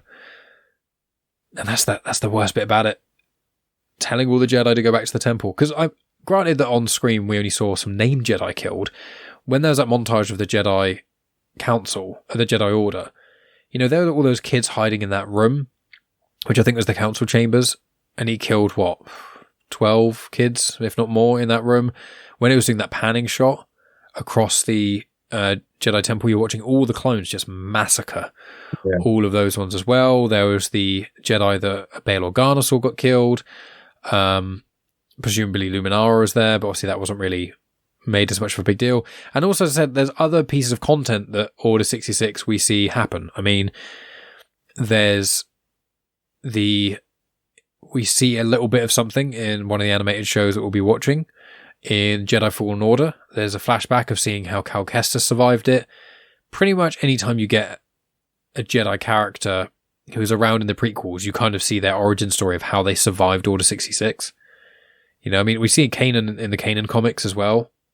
Like, granted, there could be more, but as you say, there's so much crammed in here. And I found that when I first watched this, it was really a lot. Oh, that's Maz Almeida. I just got to say, the Emperor's just communicated to the Trade Federation there. Oh, when Darth Vader gets here, he will take care of you. And they're all like, brilliant, nice one. That sounds good. There's no one going, hang about, that sounds a bit ominous. Why do you have to say it like that? Trusting him. Who is this Darth Vader? He's like Scar trusting me. Yeah.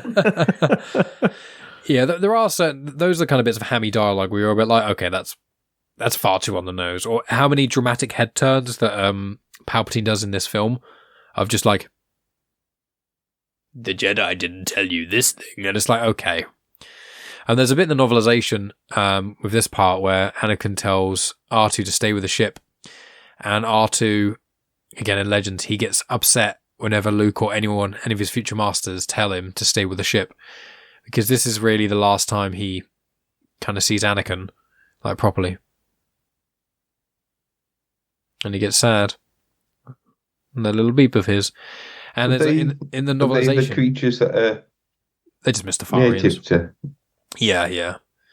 And there's the bit where it's like in the novelization, R2 talks to 3PO, and 3PO goes, "What's going on with Master Skywalker?" And R2 says, "I don't know. He doesn't talk to me anymore." It's like, oh god, he's like a little dog. You don't look ominous at all. Hello. So, he's closing all the doors. I'm sure that's fine. That's okay. Just make it private, Go on, Yoda and Obi-Wan. Fuck him up. I love that bit. Lucas originally didn't want Yoda throwing his lightsaber, stabbing into someone and jumping out of it. That looks awesome, though. But yeah, this whole bit. That's in the trailer as well. The look on Obi-Wan's face as well as he's actually having to take them out is... Mm-hmm. Although they've turned on him, he doesn't really want to turn on them guys. No. See Jar Jar there? It's just in the little pod with him. Darth Pinkus. Mm-hmm. There you go. Slimore and Maz Ahmed there. So she's from Mbara, which is the place of Ponkrell, and that war kind of happened. But look at all these dead, like, you say it didn't seem that much with the Order 66, but look at all the corpses. Oh, yeah. And these are children as well, let's not forget. 12, 13, that girl there at the front, that's Lucas's daughter.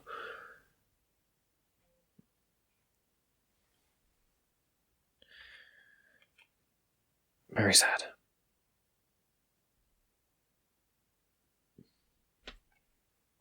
Brutal.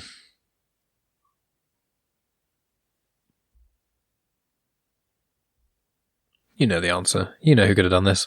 And that editing's so good as well. It's like, who could have done this? And it cuts to Anakin just absolutely slaughtering people. And again, these are just political adversaries. There's so many memes in this bit. I'm afraid in 2005 when we were watching this, it was like, it's like Nazi Germany, isn't it? But now the years that we've got, it's like, holy shit, this is more and more relevant. Yeah. It's pretty messed up. Just all... And there we go. The Sith Eyes, and there's Wat Tambor there in the background. Of the Techno Union.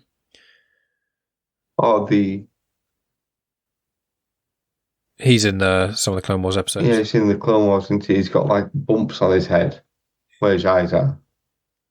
Yeah, he's got and he twists the dial to talk and stuff. Yeah. Yeah.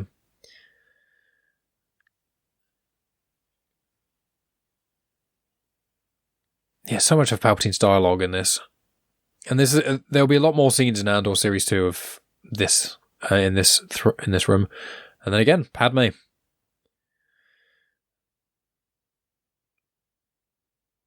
Because in the deleted scenes, there's a lot of parts where Padme and Bail and a few other senators are talking about how Palpatine's rise to power is like, he needs to be stopped, but how do we stop him? He's got so entrenched in the system. What can we do? So it's... And also this bit here where Obi-Wan says that he's recalibrated the code, warning all surviving Jedi to stay away. We see that in Star Wars Rebels. When Ezra awakens the Jedi holocron in Kanan's room, in one of the first episodes, and it says, "This is Obi-Wan Kenobi, you must go into hiding as the Jedi, there is a new hope, we will find a way to survive, but you must hide who you are," essentially. That recording is what you just saw Obi-Wan finish kind of doing there. But, yeah. Yoda already knows. He felt it. But then my question for him saying is like, you say, I need to know the truth. It's like, well, what was Yoda's endgame there? But there you go. Watching Anakin kill kids even more. Was that Lucas's daughter fighting him? I don't know if she was in the holo recording. Although I am confused about this bit, because it's like, how did Obi-Wan flick from the holo recording of him killing all the people in the Jedi Temple, and then the next... It's like he's watching Match of the Day. Someone has compiled the highlights. Yeah, and then just shown them to him. But that scene happened in Palpatine's throne room. So why would the Jedi Temple have access to CCTV footage of Palpatine's throne room? Well, they don't trust him. But surely just recording would have been easier than having... It's a little bit hand-wavy, that bit, isn't it? Yeah. It's all a bit convenient. Yeah.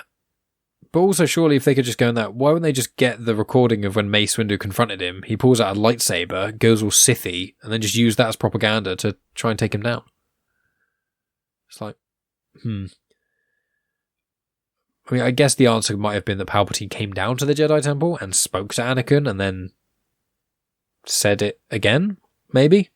But even that's, again, it's a bit hand-wavy. But for the story, for the character, yeah, Obi-Wan has to feel know. like his brother is just this evil Sith Lord now. Yeah. So that's the essence of it, isn't it? Yeah.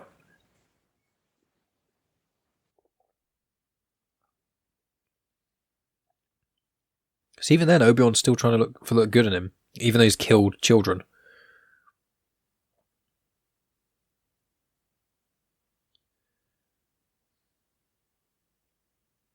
But like this, when we saw that scene in Season 7 of The Clone Wars, where he knows about Padme, it's like this scene kind of adds a lot of weight to that. The thing is with The Clone Wars, the way that Anakin has been several times when like he's almost force-choked people and everything else. Surely Padme would go, yeah, that is possible of this, turning to the dark side. I suppose, but also you've got to think, like, with your partner, I'm not asking this directly as a question for you or for Dave, but, like, if you think about your partner, if you've ever been in an argument with them and they've, like, lost their shit, and I'm not saying I've been through this either, to clarify with Megan, just to clarify, but, like, if you've been with a partner and they've lost their shit and they've thrown a glass or broken something, or anything like that, or even if you're in a relationship with someone who's not a domestic abuser, but has grabbed you a bit too hard and you're like, don't you dare fucking do that again, and then they don't. I'm not saying those actions are right, but then going from that to saying, oh, they killed kids.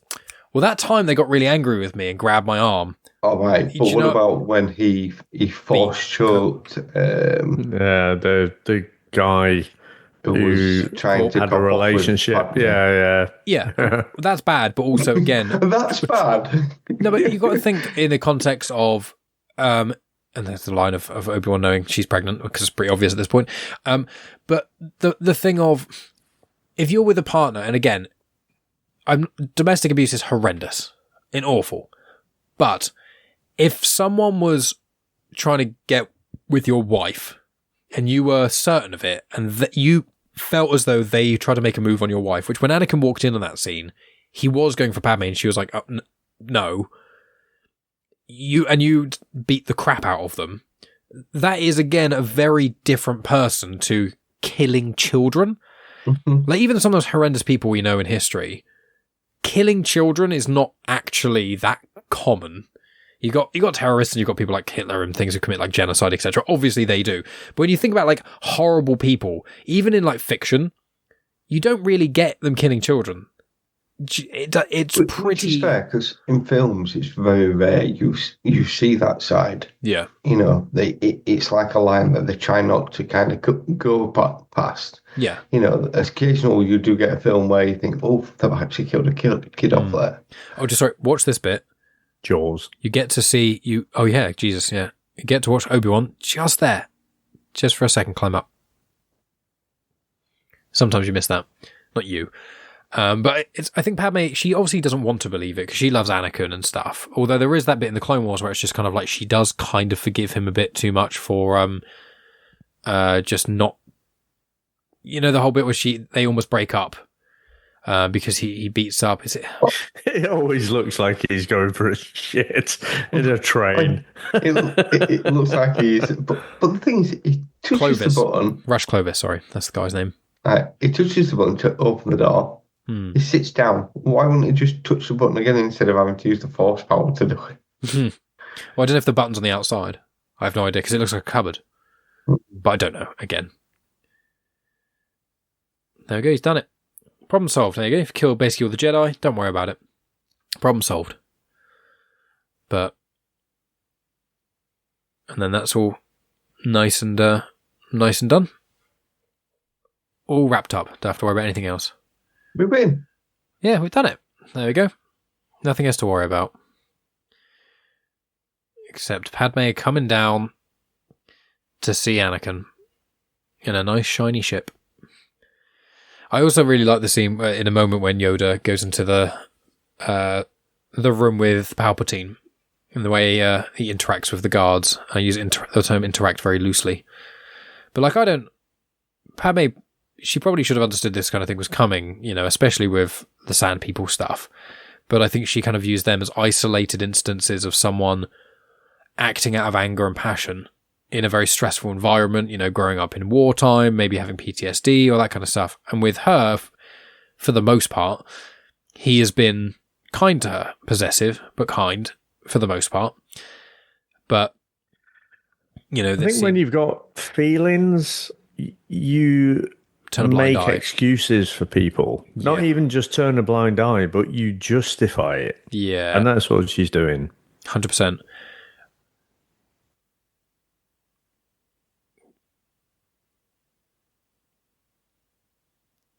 Which is true.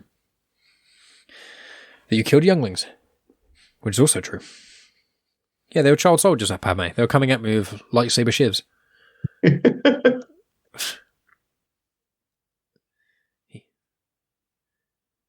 I think it's, again, that line, he knows us. It's like, well, again, the Clone Wars, he kind of insinuated that, but kind of hand-wave that. And this is where his possession and his obsession is taking over, which we've seen time and time again. It's the obsession and possessive the controlling side of him. He needs to control everything. But she doesn't want you to be powerful. That's been her whole time. She doesn't want this. Well, and that's the thing where he's blinded by the mission that he's on to save her because he's been told 100%. I was just going to say the same thing. He thinks he's doing right. And just everyone else can't understand it. So he's almost doing it for her own good. Yeah, even as he's saying now, oh, Palpatine's evil, I'll overthrow him. I'll kill him. Problem solved. It's like, no, you're missing the point. And I like how Padme in this scene is wearing really normal, not really over-the-top lavish clothing. She's very neutral colours, very plain. It shows like who she really is. Like she doesn't actually wear all those fancy stuff for her. That's like a front because of her senator and her past of being a queen. But this is her. This is who she is. When she's opening up and being vulnerable. Oh, the music in this bit and the dialogue. It's very sad. Another meme. And he can't. It's that it's the film that no one's a villain in their own story, including Anakin in this. Oh, there's Obi-Wan in the background. Yeah, and I just noticed those two random bits of string. Like one is red and one's blue, which is quite interesting. I assume that was a choice there in the background as you're walking down. Again, the person who's meant to be saving is killing himself. Yeah. And one thing to notice is as they speak, Obi-Wan walks over to Padme and checks her pulse. Anakin doesn't. Obi-Wan does. Because he does genuinely care about people. But Obi-Wan is a good person. But he's just been misguided by his faith in the Jedi. The infallible faith in the Jedi in a system. That's Obi-Wan's biggest failure. Is his faith in the system that is unshakable when it's not. There are multiple problems he should have stood up and fought against. Anakin's your classic toxic relationship abuser in this scenario, though, isn't he? He's literally just been choking Padme, and he's saying to Obi-Wan, "You will not take her away from me." I own her. You just choking her, mate. Yeah. And look, your new empire.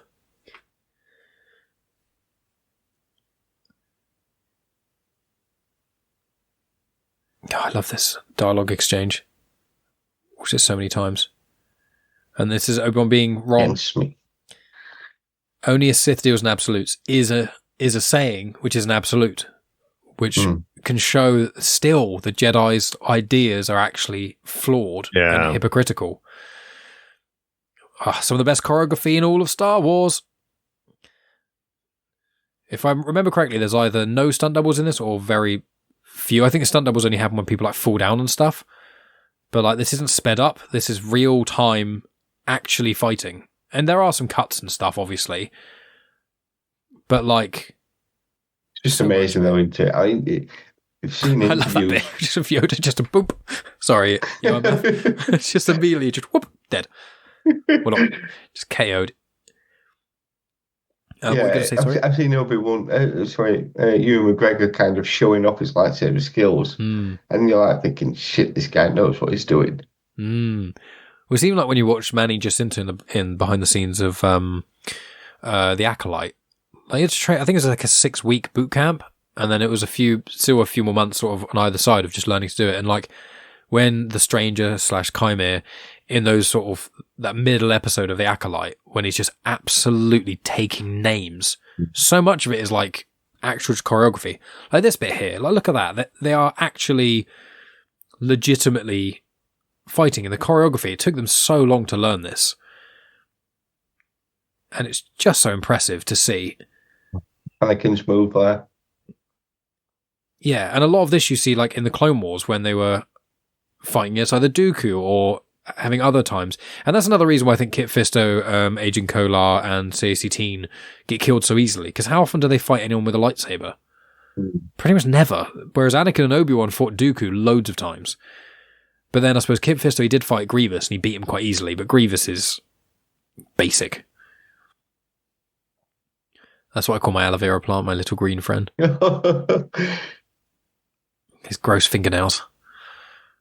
When you feed your little plant, do you approach it in the same way? Yeah, I walk up to it, giggling. Little green friend. Yeah. This bit's a bit silly with his legs. Yellow contacts in as well. That bit there I felt was a bit... See, it's a bit Power Rangers at that point, isn't it? It was just like, okay. Going somewhere? Kick his ass, Yoda.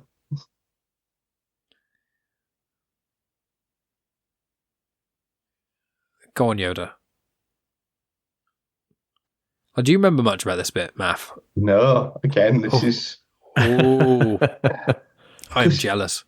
I know the Yoda bit on, was it episode 2? Where Attack of the Clones. Yeah. But yeah, I forgot this one as well. Yeah, no, this is my favourite of all of Revenge of the Sith. You know, Order 66 is top tier, but the combination of watching Yoda and Palpatine fight, the ultimate good and the ultimate evil, and the two sides of the Clone Wars. Grandmasters, really. Yeah. While you're watching Obi-Wan Anakin fight, it's just absolutely top tier. Not to harken back to Return of the Jedi, but I think they really mastered it at that point of the edit. You know, so that was the first time they really switched between the, you know, what was happening in the throne room, what was happening on Endor, and you had all these things going on at the same time. What was happening with the Lando Calrissian trying to make the Death Star run, the Death Star run, and having those things run concurrently and making them and switching between those different battles, brilliant. And that set the template for me. 100% agree. Yeah, I think Return of the Jedi, the final act in that is unbeatable, really. I mean, I love this. This is, for me, is 10 out of 10 as well. But, like, again, this bit is here. It's just like... Constantly. But I do think, like, Luke and Vader, the whole throne room scene, that is amidst the best stuff in all of Star Wars ever. I think it's so good. Especially when Luke just, you know, taps in the dark side a bit and slams his lightsaber down on Vader over and over and over again. So I did, going off piste a little bit, but I did see an interview with Lucas, and he was saying he was trying to figure out what would make Luke snap in that moment. And that was where he came up with the idea about Leia being his sister. And so again, I think for me, he intentionally gave himself away there. That he had no idea in Empire Strikes Back that Leia was going to be the sister, but he just needed something to make Luke snap in that moment, and that was it. Well, I think in Empire, Yoda does say there is another to Obi-Wan, but I think he made Star Wars the first one. It could have been anyone, though, couldn't it? It could have been. I think he made the first Star Wars as a one-off, and then when he made a trilogy, he kind of was writing Empire and also Return of the Jedi kind of together. So I feel like he was probably writing that. Also, just listening to Duel of the Fates is making me not want to talk because phenomenal. It was one of the best soundtracks of all time. But like, and I just want to say, I will go back to this bit, Dave. But them fighting in the Senate building and destroying the parts that the senators sit in to defeat each other is such a good parallel of like, basically Palpatine destroying democracy. Just destroying the whole Senate, isn't he? And Yoda not paying enough attention to what's really going on. But yeah, I think when Lucas wrote the original Star Wars, it was like a one-off. And then when it was so successful, when he was like, I could write a trilogy, I suspect when he was writing Empire, oh, there's that squeak of the fingernails. Oof. When he was writing the trilogy, it was probably he wrote the Vader scene quite a lot with the Empire Strikes Back scene as like a parallel kind of thing, and I imagine that's where he thought of it. So I think he kind of did think about it, but I wouldn't be surprised if he only thought about it maybe towards the end of making Empire, because that kiss is still a bit gross. See, I think it's more that I think he originally was writing about Anakin Skywalker. I think I'm sure he called it something like the tragedy of Anakin Skywalker or something like that. Yeah. And so, but he ended up with too much of a story, and then so just chose this thing that ended up being A New Hope. But I don't think he had all the details figured out. I think he had these big, massive leaps, and so details about Leia being Luke's sister and stuff like that, I don't think he'd figured those out, but I do think he'd thought more deeply about more than what was just in Star Wars, like the original New Hope. No, I agree completely. I mean, he was going to be called Luke Starkiller, and then also it was going to be told as like a narrative. The wills were going to be like telling the story. It was going to be like a narrator, which would have made the whole thing very cheesy and not work very well. So is that where Starkiller came from? That's where the name Starkiller came from. Yeah, it was a lot of what's in Rebels is the concept art of Ralph McQuarrie first put together before anyone was cast. And actually, originally in the first script, it was going to be the Jedi was going to be a girl. So Rey Skywalker, or the character of Rey, is actually an idea that existed before Luke Skywalker did. It was going to be a female Jedi, and then her companion friend, who's going to be like Han Solo. Then a droid, R2-D2, that looked a lot like Chopper in the original art. And then a big giant thing that became Chewie the Wookiee, but actually resembled the Lasat. You showed us that picture, didn't you? Yes, and for anyone watching the video version, Zeb the Lasat, yeah. So I'll put up the image of that as well, because it is one of the I love Rebels so much, but basically Rebels is almost put together of the ideas that weren't put in the original trilogy. But also like some of the shots we've seen in this sort of battle and stuff, like that scene with Yoda and Palpatine where it had the whole throne room as they first went into the throne room, the Senate room, as it zoomed out and you saw the Senate chairs, and obviously the visuals of Anakin and Obi-Wan with the lava around them, like in some degree is cliche with fire and brimstone, but in other points it just looks so good. It's such a visual... Lucas is such a visual storyteller, and that's why some of his scripts kind of fall apart a bit, and some of the plot inconsistencies. And like this bit here, it looks cool, but it doesn't make as much coherent sense. Because there's a bit in a moment where they swing on like ropes and try and slash at each other, and it's like, bit goofy. Yeah, but I just think it looks... I mean, obviously John Williams, his music is just god tier. All our favourite movies from childhoods and beyond are John Williams soundtracks. But like, it's just the music and the visuals of it all, and the way the blue lightsabers just really stick out against just the reds and the orange and the black of the background. It's just so stark. And, you could do a whole discussion on the visual side of Star Wars, which I think lots of people have written essays on, of almost like, that's the light of the Jedi. That's all of this around is a sort of metaphor, visual metaphor for what the Sith and the Empire and Palpatine are doing right now. And these two little blue lights, the only remnants of the Jedi, in like visual comparison. It's all very much reminded me of a game, though. You know, where very you're like, video gaming. oh, this has got a glow around it. That must mean something. I've got to jump on that bit. Well, that's what happens is you've been playing, I think, Fallen Order or Survivor, haven't you, with your kid, and it's like that literally happens in a lot of the game. Yeah. Gives you the idea where you're meant to be going. 100%. Oh, I love this dialogue exchange. One of my favourites in the entire saga.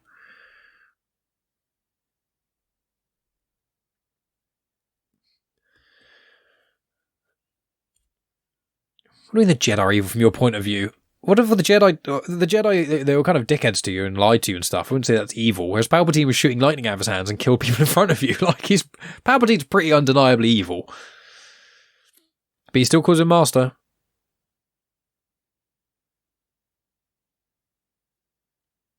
Poor Obi-Wan. Had to deal with this. But what's good about this battle as well is that it's basically fought in so many different places. There's close quarter parts. There's more open spaces. It's moving around the terrain. It's like, one of the reasons it's so iconic is because it spreads apart so well. Here's the line. It's over, Anakin. I have the high ground.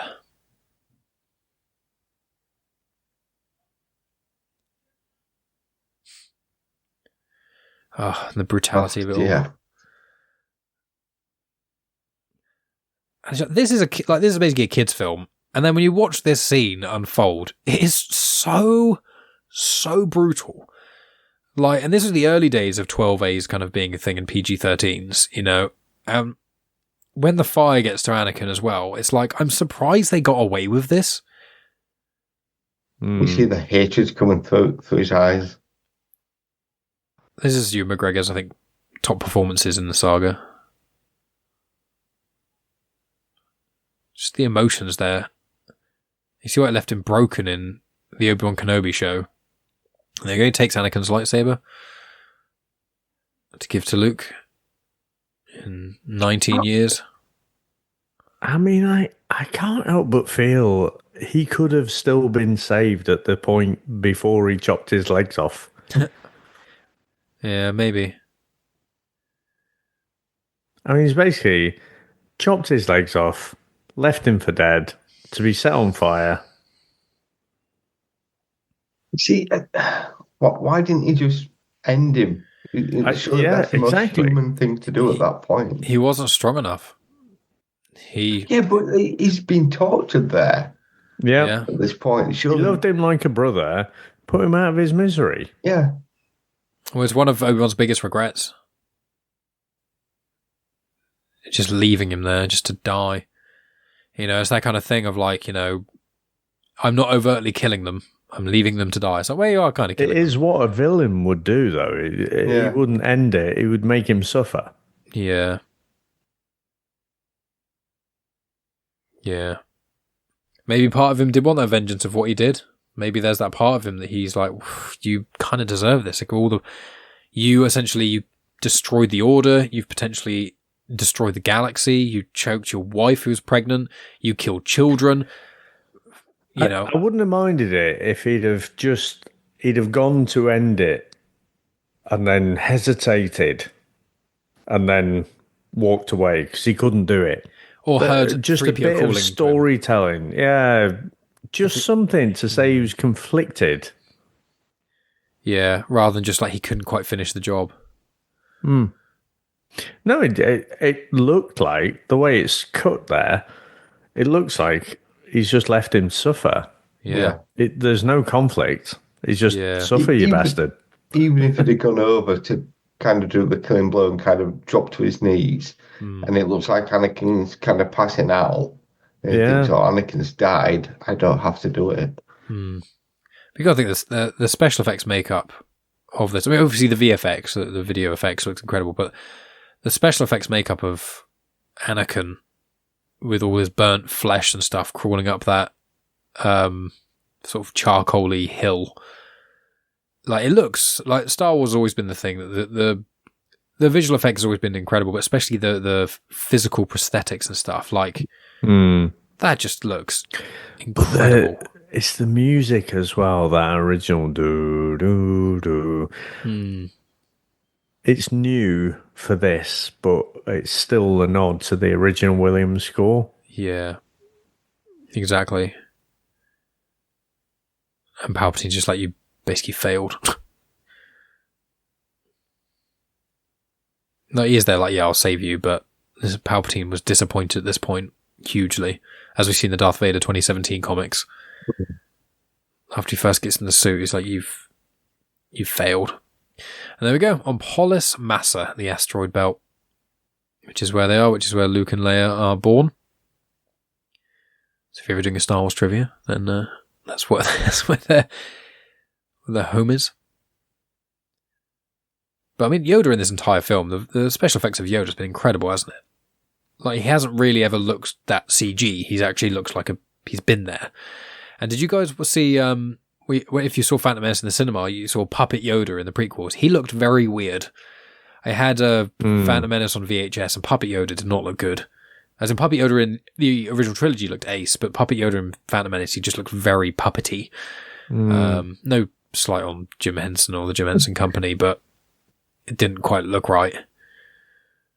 But these parts here are very interesting. So you've got the rain, which is a pathetic fallacy.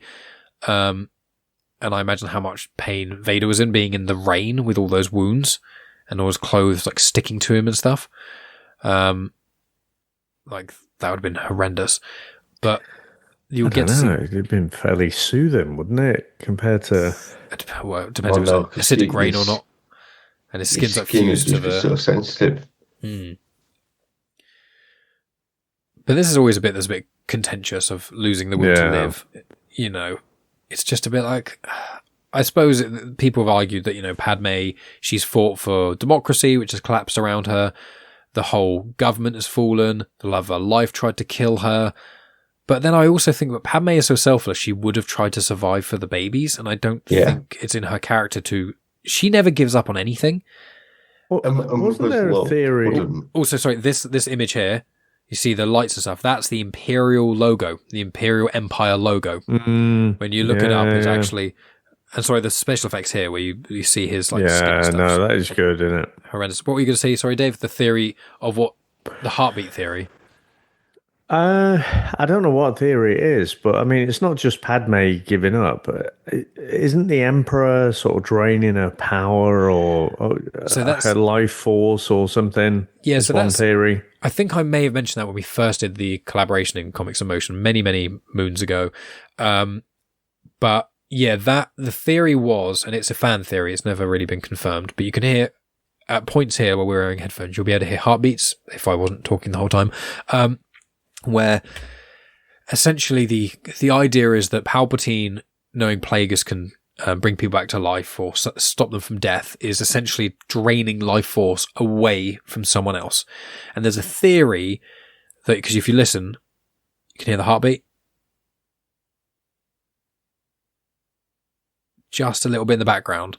And the theory is that the Palpatine, kind of being helped by Vader without Vader realizing, was taking the life force away from Padme to keep Vader alive long enough to get in the suit. And when you hear it here, as the suit goes on, that music is so good. And just a mastery of music, isn't it? But editing as well, like placing it in the same, in the right moment. Yeah, as Padme dies, Vader manages to live. But that's a fan theory. I don't think it's never been confirmed in Legends or canon or anything. And I think I like that theory more of Palpatine essentially sapping Padme's life force, but I just don't like the fact that she gives up. Yeah, I feel that a mother's love wouldn't just give up just like that. I think she would fight to. There's got to be something more that they've just never explained. Maybe that fan theory is the explanation. Yeah, I think I'd rather that that Anakin inadvertently crushed her windpipe or something, and that they said to her, like, we can replace it, we can make you a machine, and she's like, no, I can't do that, or that kind of thing would be better for her than just being like, here's my kids, here's their names, bye. It's like, well, let's face it though, Padme's swift death was not the worst thing that we're about to see.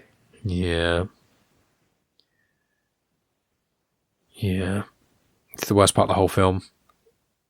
Because his dialogue exchange is great. Him asking about her. Yeah. And then saying, you killed her. Love that bit. Still enjoying it. Still works. Everything's shaking, everything breaking. And then again, 2017 Vader comics. We see like an extended part of the scene where he like force pushes Palpatine away and like actually hurts him, which I think makes the scene work better. But here it is, the worst part of the whole film. Ugh. No one has ever acted like that ever. It's just terrible. Just a growl or some scream. Yeah. You know, I can't think of one off the top of my head now, but some blood-curdling screams. You know, Daredevil did it recently. Oh my God. Just like pure rage of just like not even being able to say a word, just like like a rah! Visceral sound. You've seen Hereditary, haven't you? God, I haven't actually. I have. I've seen it once. Many moons ago, but won't spoil it for Dave. Won't spoil it, but there's a certain character who does a scream when something happens. Many moons when ago. They find out. Like last few months, wasn't it? Well, Hereditary is pre-COVID, mate. Hereditary, you're thinking Heretic. Yes. Yeah, you're thinking of Hugh Grant. No, Hereditary with Toni Collette. Oh, Toni Collette's scream when she finds something out. Yeah, that's a very visceral scream. Here we go. It's a really cool little bit here.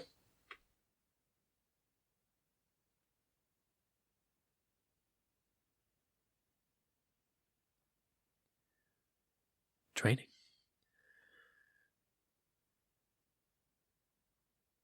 Which we obviously saw a little bit of that in the Clone Wars.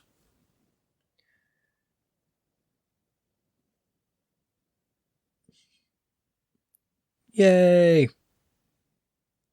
That explains the whole Force Ghost thing. And obviously, again, season 6 of the Clone Wars. That looped into Obi-Wan season. Yeah. And I was right, it is Captain Antilles. It's not Wedge Antilles, different person, but this Captain Antilles, that gentleman there, he gets killed by Vader at the start of A New Hope. Mm-hmm. And then, wipe 3PO's memory. So, which explains how he doesn't know everything. And then the big old sad scene on Naboo.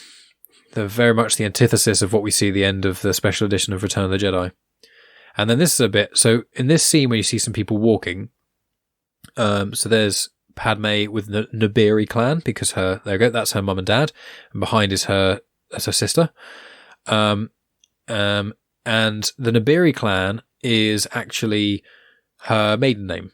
So she took on the name Amidala when she became a queen. And that's the queen that we saw, I think, in Attack of the Clones.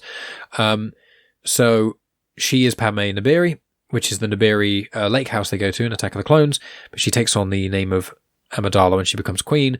But those family members you saw, they're in deleted scenes in Attack of the Clones. And Anakin actually meets them. And there's Tarkin there. Oh, yeah. And then there's also the Death Star there in the background. In its very early days of construction, because Palpatine was quietly building it anyway, off the plans he got from Poggle the Lesser in the end of Attack of the Clones that Dooku gets. The CGI with Tarkin's a little bit rough. Yeah. It's not great. It was kind of like either get someone who just looks a bit like him, just got him, innit? Yeah. It felt a bit like, it feels a bit like almost the end of Lord of the Rings, where it's like, and another scene. Oh, and another scene. And another scene. It's like, we get it. But it's on Alderaan. I think it's the only time in the films you actually get to see Alderaan. Obviously, in the series, you get to see it because in the Kenobi show, it's where Leia has the terrible chase scene in the woods away from all those people trying to get her. But yeah, there's Bail and I can't remember what her name is. Bail's wife, what's she called? Mrs. Organa. Well, she's actually the queen she outranks him. So he's just a senator, but she's the queen. So her name is God. I'm gonna look this up. Oh, that's I think the same creature that Obi-Wan is on in the Obi-Wan Kenobi show. Breha. I knew it was a B. Breha Organa. That does ring a bell. It is a little bit Lord of the Rings, like you say. It's like the prologue. It's, okay, you've seen the story. Now we have to put all the pieces in place for where we're going to pick it up in A New Hope. Yeah, here's where Luke goes. Here's where Leia goes. Here's Padme, here's Palpatine and Vader and Tarkin and the Death Star. And it's like, we don't really need to see all that. Because then it just kind of makes it harder to understand that it's like, 20 years of building the Death Star. But what's quite cool there is that those two actors, obviously they're the ones who are the same actors in the Obi-Wan Kenobi show. Yeah. And I like that ending shot. Owen and Beru Lars. Yeah. And there we go. Done it. That's the... Wow.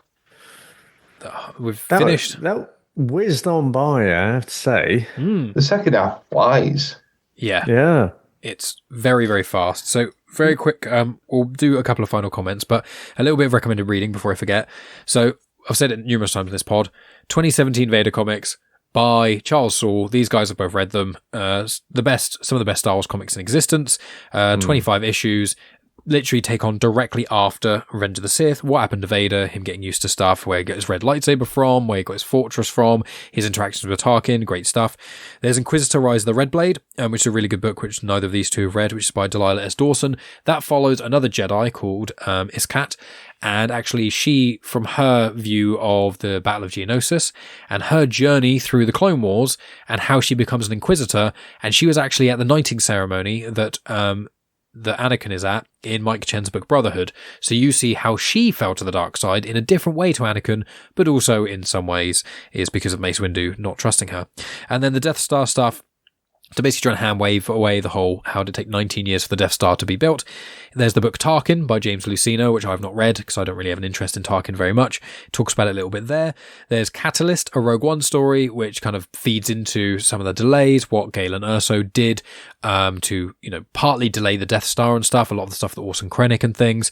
You've got the Thrawn trilogy, primarily the first Thrawn book, as in the canon Thrawn trilogy. So Thrawn Alliances, and Thrawn Treason. Thrawn Treason especially connects with Thrawn as we see in Rebels, and Orson Krennic, who we see in Andor, in Rogue One. And then obviously Krennic, who is in Rogue One, is a major part of the whole Death Star and why there were delays in certain respects and Tarkin's involvement. And that is going to be brought up even more so in Andor Series 2, which is going to connect with Rogue One even more. So that's my recommended reading. So I know both of you wanted to say stuff and I cut you both off so rudely. So who wants to go first as we wrap this up? You're both so polite. It's so British. All right, Dave, you go first then. If I have to point at one of you. No, it's just been great.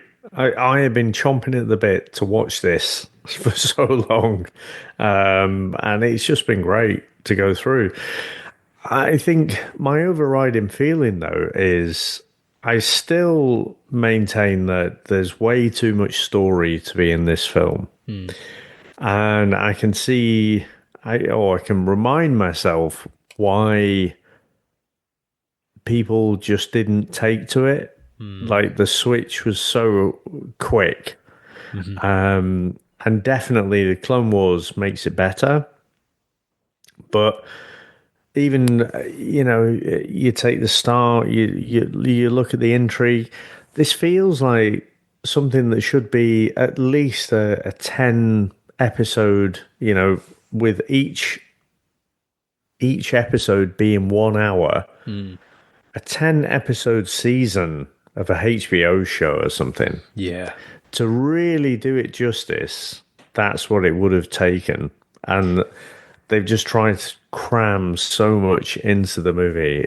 Great movie. Love it. I love the fact that, the music is so good. It's a blend of like the original trilogy music and the prequels music, and it's perfect. But I still embrace I still justify my younger self seeing a lot of problems with it. Yeah. However, my older self, with all the hindsight of the Clone Wars and everything, just absolutely loving it.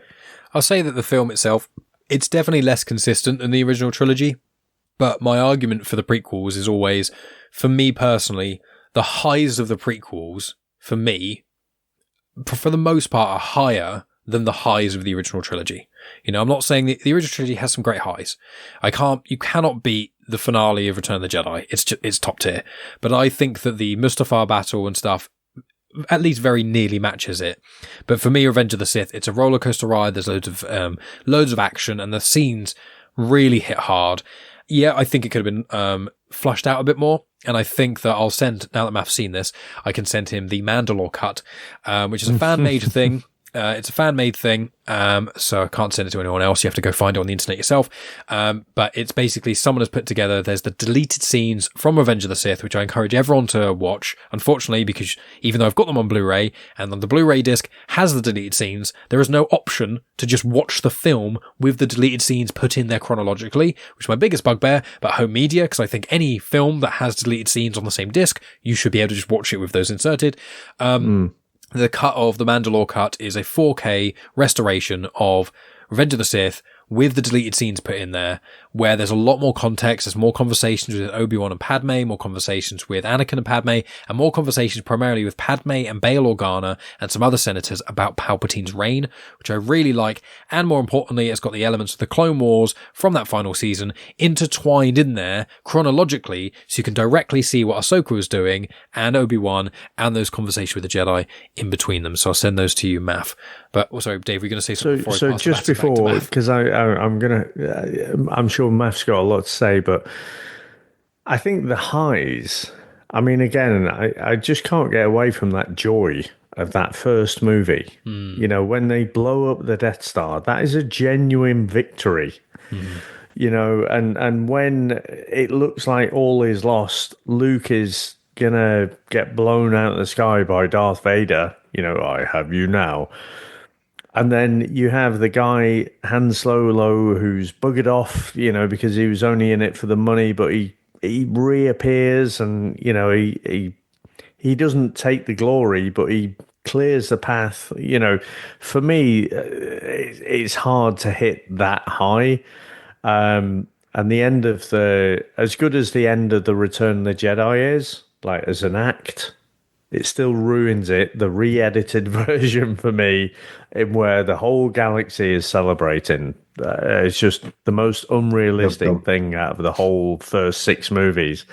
But, so yeah, I think I don't know if the highs are higher, but it's definitely, there's a lot more realism in terms of the politics. Whereas the original trilogy is just goodies versus baddies, isn't it? It's just lose yourself in it and go with it. But yeah, I can see, I can embrace the fact that if you've grown up with the prequels, that is your trilogy.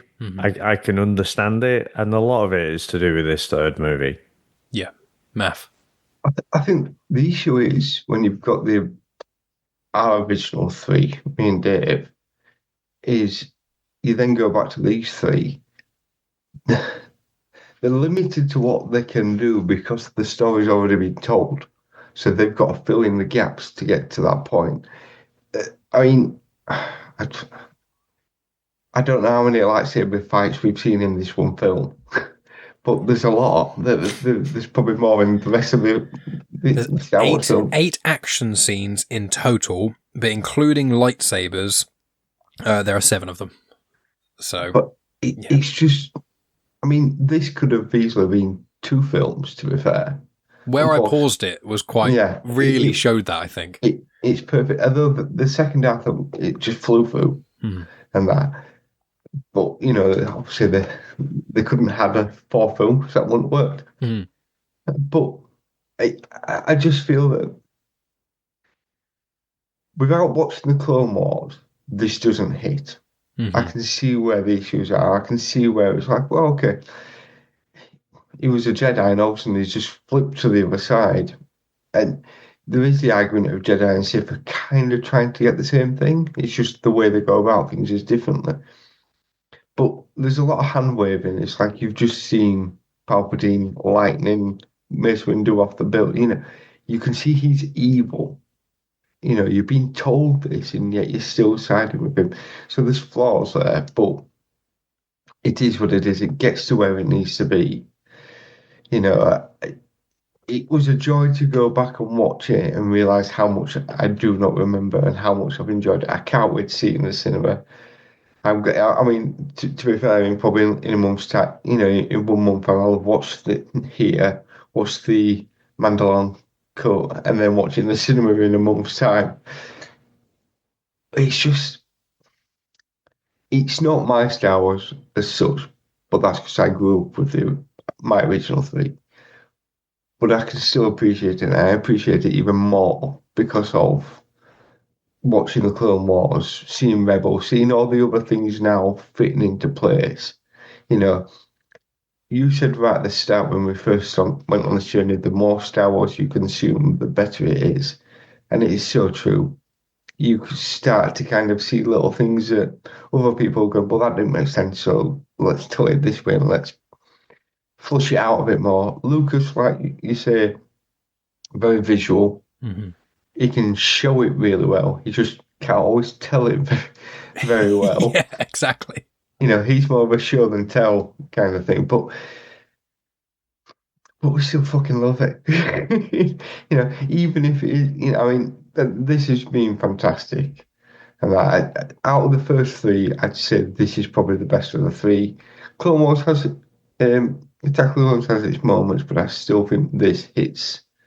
So you just feel that I'm a bit emotionally drained to a certain degree. I haven't watched it because there's so much, and being able to talk about it as you kind of go through and you filling in little bits as well. There's times where I've just been completely ignoring it because I've been watching what's going on. But yeah, I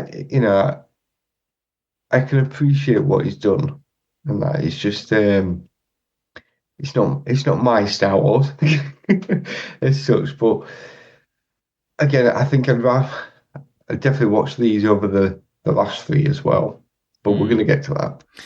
Well, that will be it. Yeah, we'll start to wrap up, or we will be wrapping up momentarily, friends. But yeah. So on the roster, so what we're going to do is the next couple things we've got. We'll do the Clone Wars overview, where we'll go through our favorite episodes of the Clone Wars and our favorite sort of moments. We'll figure out behind the scenes if we're going to watch the Tales of the Empire, Tales of the Jedi stuff first. I think that might be fun, and then that will be a real full stop, because the Tales of the Jedi and the Tales of the Empire, they really bolster certain elements of the Clone Wars, and they are kind of Clone Wars stories. So I think we'll probably do those and get to watch a bit more Star Wars content, then do a big old Clone Wars overview for everything sort of from Revenge of the Sith and beforehand. And then we'll kind of go from there. We want to watch the films. These guys haven't really watched Solo many times. Then obviously Andor Series 2 coming out in the next couple of months. We'll be doing a big thing of that. Each of these guys will hopefully be joining me on one of those episodes, which is going to be a big upkill. But by the time this comes out, that will already have happened.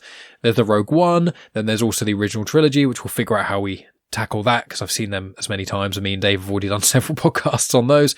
And then also the sequel trilogy, which I'm very excited for you guys to watch, because very different vibes. The three films are very different. The prequels feel like a solid trilogy. The original trilogy, the first film feels like an independent film. The next two feel like an add-on to those, like a connection to those. The sequel trilogy feel like three quite different films kind of put together. So very interested to see what you guys think about those and how they kind of connect together. And then I do want to get them. We'll see what other animated stuff there is. Obviously, there's Bad Batch. I do want us to rewatch Acolyte. I do want us to rewatch the Obi-Wan Kenobi show. I'm not fussed about the Mandoverse at the moment, so we can watch them when they come out. But yeah, I think that's more or less everything. Is there anything else you both want to say about this before we wrap up? Didn't disappoint. Like I say, it was picking a few nits as we went along, but I've been so thirsting to watch this, so I just loved it. Yeah, I'll say when I went to work this morning with my eldest, I kept saying, it's just 20 hours to go till I can watch Revenge of the Sith. We're just kind of counting it down and that, and it's I've been eager for this for a couple of weeks now, and I've loved it. And I mean, like I say, I think it's watching it with you two as well.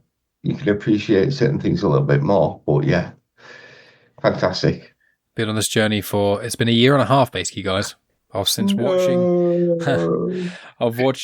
Phantom Menace and Attack of the Clones all the way up to recording this. It's been pretty much a year and a half of doing at least one Star Wars pod every month, but actually normally twice a month. So it's been a ride. And again, we've got enough content for another year's worth without anything else coming out, and without touching Resistance, and without any of the other Star Wars animated stuff that's coming out. And again, we'll do the 2003 animated Clone Wars stuff at some point as well. That'd be good fun. But I think this is where we'll wrap up this commentary. Nice long thing. But friends, thank you so much for tuning in. As always, please subscribe to Star Wars Chit-Chat on podcast feeds, on YouTube. Check out all the other Star Wars content that we've been releasing together. Loads of great stuff. It's been an absolute joy, and there's still so much more to come. And please send us your comments, send us your thoughts, all that jazz. But friends, thank you so much. As always, may the Force be with you. Always.